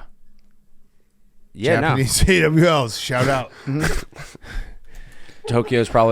Japan's probably fun. Yeah. Also, is Memes? Does he have to go to a retirement party? Yes. So we need to Does he find finish that. Yeah, second place? Yeah, we got to find that. Or a divorce hearing. Or a divorce hearing. I would prefer a divorce hearing. I think that'd be funnier. Memes in the back like Harbaugh, Judge Judy. I still think the funeral wasn't that crazy, but whatever. We'll not do that. So Max, congrats. We had quite a testy Saturday night. I know. I don't know why I was so upset. I Max was lose every punishment. It's like, dude, PFT had to drive across country. PFT wanted to drive across the country. 60 minutes but of stand it was up. my punishment and I did it. Meme still hasn't gotten over doing 15 minutes of stand up. It changed him forever. Yeah, actually. And No, you're yeah, like, no. oh, I this was is just- bullshit. No, I was just pissed. I was just pissed in the way that I lost because I was like looking forward to, the getting riled up for Sunday and wanting to. It was more so that I lost than I was about the actual punishment. because you lost on the push, but It was the only way I could have possibly lost on Saturday night. Yep. And that's what it was. Yep, and you kept on leaving the group chat over and over. We had to keep adding you back. You were getting very upset. Yeah, no, I shouldn't have done. I'm excited. I'm excited to make friends with some AWLs. Love that. I'm excited. Male Boy or or female, girl, yeah. So, yep, the bachelor party is going to be great. If you're listening to this and you want to invite Max to your bachelorette party, just maybe put like a male name. There's no way that any bachelorette party would want me there. I no. disagree. Yeah, I disagree, Max. No way. Challenge accepted. Yeah. Are you challenging them? No, Yeah. You're I'm not challenging the them. AWLs. I'm not challenging them. I'm not. There would be a bachelorette who's maybe her fiance is a big AWL and she wants to make him jealous. Invite Max from Part of My Take. I would love to see the face of some of the girls being like, "This is the worst stripper ever. Why did you bring him?" He walks in a boot. I gotta. Yeah. Okay, Get a camera. so we'll get it set up. I'm excited for you, Max. Yeah, it'll be good. We're gonna pick something good. And I'm doing the 9 Darter stream Yeah. in 2 weeks. Yeah, and I'm getting a tattoo probably actually this week because I think we have a tattoo artist coming in. And I'm going to get a perm. Yeah, And I'm gonna. the pitch. baseball thing. Max hurt his foot. He Yeah, broke that his really foot. really threw a wrench into things. We're gonna here. do that. We're gonna do that. Okay, should we finish up with who's back of the week? Who's back of the week? Henry. Who's back of the week? My who's No ba- ad. My who's back of the week. I got a couple. I think I'll save one for PFT. I'm guessing he's going to take it. My other one, LeAngelo Ball. Go on. Not in the NBA, but he is a charting. He's basically got the #1 song in the country right now. Is he good? It's really good. It's a Yeah? good song. It's a song I've been putting for the Jumpsuit January songs. Oh. It's one of those songs that it is popular. Like at first, he put out a clip of it, and all the youth were saying like this song would have been a banger in 2005, kind of making fun of how it sounded like an old school song, which is one of those moments for me where I realized like I am definitely old because this is like the music that I like. Like when I was way younger and like stealing my brother's iPod to listen to music, it was like this type of music. But now people are just unironically enjoying the song. Like he put it out on streaming. It's got 2 million views on YouTube. Like people actually like the song, and it's a good song. Is his dad still kicking? What's his dad up to? He's still kicking. Haven't heard much from him. He's been right about everything. He did what he said he was going to do. He got his sons to the league. Jello didn't pan out, but now he's panning out as a rapper. Now he's And then Lonzo, artist. another clip came out last night from the Bulls locker room where Lonzo was playing a different unreleased song, and now that's going to be a hit. Oh hell yes. So Jello's just low key just going to be he's him. famous rapper. Yeah, What's the name of the song? Tweaking. Okay. And you Love love it. it. I love it. Like You love Tweaking. Unironically, And you yeah. listen to songs hard when you listen to songs. I have listened to this song. Should Billy Strings be worried? I would love Good it. question, I said that PFT. to my friend. I would like to see the BBBB crossover, quadruple B. Billy, big baller brand Billy. Big baller Billy. nice. Okay. Good. Who's back? Baller Strings. Yeah. Balls. PFT. Hank, who was your other who's back? Because I have two. USA. Oh, it was good. You can do that. Yeah, go ahead. Hockey. We won the world whatever. Oh, World Championship. Juniors. Fuck yes. Yeah. Ryan Leonard, MVP. Love Cap. it. My who's back In is- Canada, can't even make it to the fucking championship. What a joke. That's very sad. Wow. And they lost have- their prime they can't minister, win- What or is whoever what it is is. Max listening to? I was listening to the song. I had never heard it. Oh, I thought you were listening to like some. I thought you found a Swerve on Dan that corner. Campbell thing. Whoa. My who's back of the week is Luke Littler. Darts is back. Luke Littler, we have a new world champion in darts. He's 17 years old. He beat Michael Van Gerwen in the finals. So Smoked him. Smoked him. Michael Van and Gogh. crushed him. Absolutely dominated him. This guy's a unit. They call him Luke the Nuke. He's a big boy. Wait, so Luke the Nuke, he's 17? 17. So He looks like he's He, 30 by the way, plus. have you seen the clips of the old school, Yes. the Penn State football players from the 1980s? no. Oh yeah. I don't know what was going on in the world, but if you were 20 years old in the year 1988, you looked like you were 50. Yes, absolutely. They all is smoking. Smoking, yeah. Smoking in bars. Yeah. That was why everyone looked so much older. Wait, so Luke Nuke is 17? He's 17. So he's just going to be the best darts player for the next 40 years? He's the next Michael Van Gerwen. So in the speech that Van Gerwen gave after the darts were over, he said, you know what they say, a star comes along once every 17 years. Basically, in his congratulations speech, he was reminding everybody that he was a star, and Yeah. he is a star. But now 17 years after that, when Michael Van Gerwen was 17 years old, now another 17-year-old has taken the crown. Luke the Nuke. Luke the Nuke. Fucking love He's it. a beast. I love it. Stud. And British. That was a championship? That was a championship. Absolutely crushed him in the championship, too. Look at him. We should try and get him on. We Yeah. should. He's sleeping You know with the who darts trophy. you should do that, producer. Oh yeah, Okay. That's No, a great text haircut. Josh. he's Josh got, will too. get him. yeah. Look at that haircut. Yes, we should get him on for sure, especially before your 9-darter, Hank. That would be great. Yeah. That'd be a great interview. My other who's back was going to be Jimmy Butler. Jimmy. Back in the news. Wait, what'd he do, PFT? He's not happy. He pulled a Tyreek Hill, and Oh. he's not happy being in Miami. Well, no, Tyreek Hill pulled a Jimmy. Yeah, it is the Jimmy Butler. So Jimmy Butler, I'm shocked that Jimmy Butler is no longer happy On a team? on a team. Yeah, he is on a No team. way. He doesn't want to be on the team anymore, and he's making a very public demand to be traded from that team or move on. Is this redemption for Shams? Yeah. Kind of. Jimmy Butler he's ready to move on. Yeah. Back to the Sixers? No, but there was a report that they tried to do that in the offseason. The Sixers did? Yep, they couldn't get a deal Maybe- before Paul George. They tried to get Jimmy Butler. Maybe back. now they could. Super team. No, I don't think it would work. Yeah, I can't believe I think Jimmy I don't Butler's think He wants to would. go to a I don't contender? think he wants to come to Philly. He wants to go to contender. Sixers beat the Nets yesterday. Oh, the Nets are They're really good. Yeah. Yep. They looked not so great against the Warriors. I don't know. Thursday. I like J-Butt. I like Jimmy Butler. I mean, as a player, sure, but Yeah. as a guy in the locker room, doesn't feel like. Well, he's at been, some he's point. been pretty good in Miami. Yeah, but at some point, if this is your fourth team, Yeah.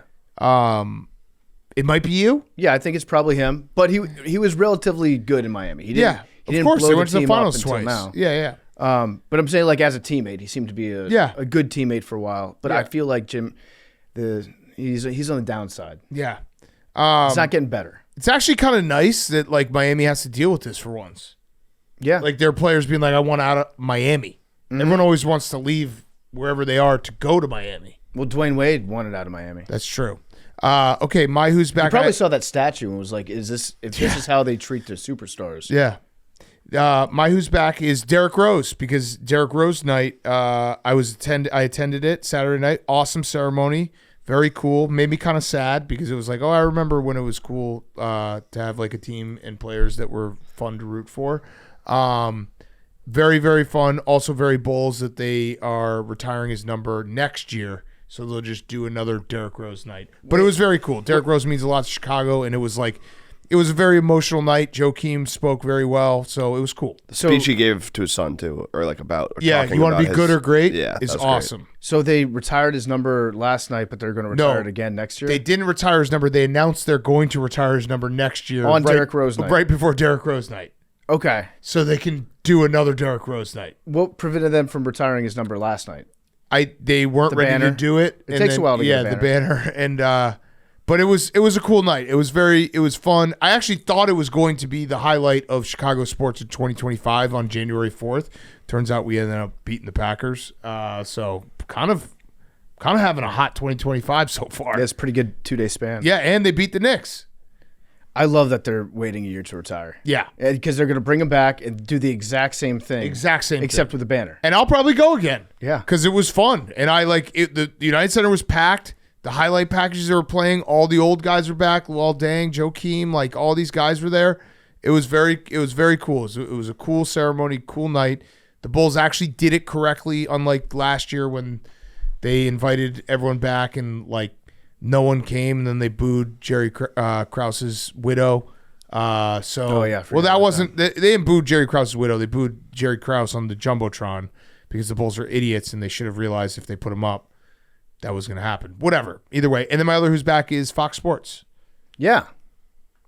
What happened? They got some stuff going on. The lawsuit. Did you read any of it? I read a little bit of it. It's interesting. It's just a lawsuit, so we don't know. It's allegations. It's a civil lawsuit. But apparently, allegedly, Skip Bayless tried to pay a coworker $1.5 million to sleep with him. That seems like a lot of money. And she said no. Mm-hmm. That's got to make you in a real down bad mindset. Yeah. 1.5? 1.5. 1.5. Allegedly. Do you think did he start with 1.5? Yeah, I think that you just say that and you're just like, that's the number. Like you couldn't just say $1 million? I'll give you $1 million. That is quite a lawsuit. We'll see how that goes. And I saw Joy Taylor was in the mix there. Listen, my statement here is I'm gonna wait and see how it goes. But I saw Emmanuel Acho having to delete tweets. That's very funny. That was very funny to me. Did you see the video that he put out? Yeah, that was. Oh, he put out a statement. It's an old video. Yeah. That's the video from 2022. Yeah, it's an old video where he deleted after. Yeah, which is like, dude, people are gonna figure that out. Emmanuel Acho doesn't like us. I'm not the biggest fan of his. He's a weirdo. It would just be very funny just to watch him have to squirm a little. I think Emmanuel Acho is the weirdest person on television. Yeah. He's very strange. And in the video, he was like just talking about how great Joy Taylor was, kind of out of nowhere. Yeah. And then he deleted that video because he's like, people are going to find this and repost it. Which is so weird. Which is just Streisanding himself. Yes, exactly. We'll see. We'll see how that goes. I don't know. That was a bombshell. Skip obviously is just tweeting and not addressing anything. At all, because he doesn't follow anybody on Twitter. Yeah. I also don't know how you do address it other than with lawyers, right? Yeah, you probably shouldn't address it. Yeah, probably should just let it play out. Also, Colin Cowherd seems like whatever happens with this lawsuit, he was like exonerated. Like the no creepy stuff about him. Yeah, he's not a creep. I want to say for the record, I would have taken $1.5 million to sleep with Skip Bayless. You would have taken $0 with Skip? Yeah, one night with Skip. You probably get bonus earnest. Your pillow talk? Yeah. Okay, let's wrap up. Oh, we got one last ad for the lottery ball. It's brought to you by our friends at Jack Pocket. Feeling lucky? Well, get ready to try your luck with Jack Pocket, America's #1 lottery app. With Jack Pocket, you can order Powerball and Mega Million tickets right on your phone. They even have official state lottery games. Every day, there are millions up for grabs right on your phone.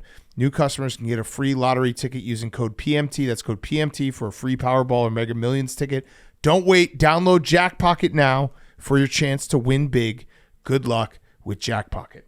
Okay, numbers. 5.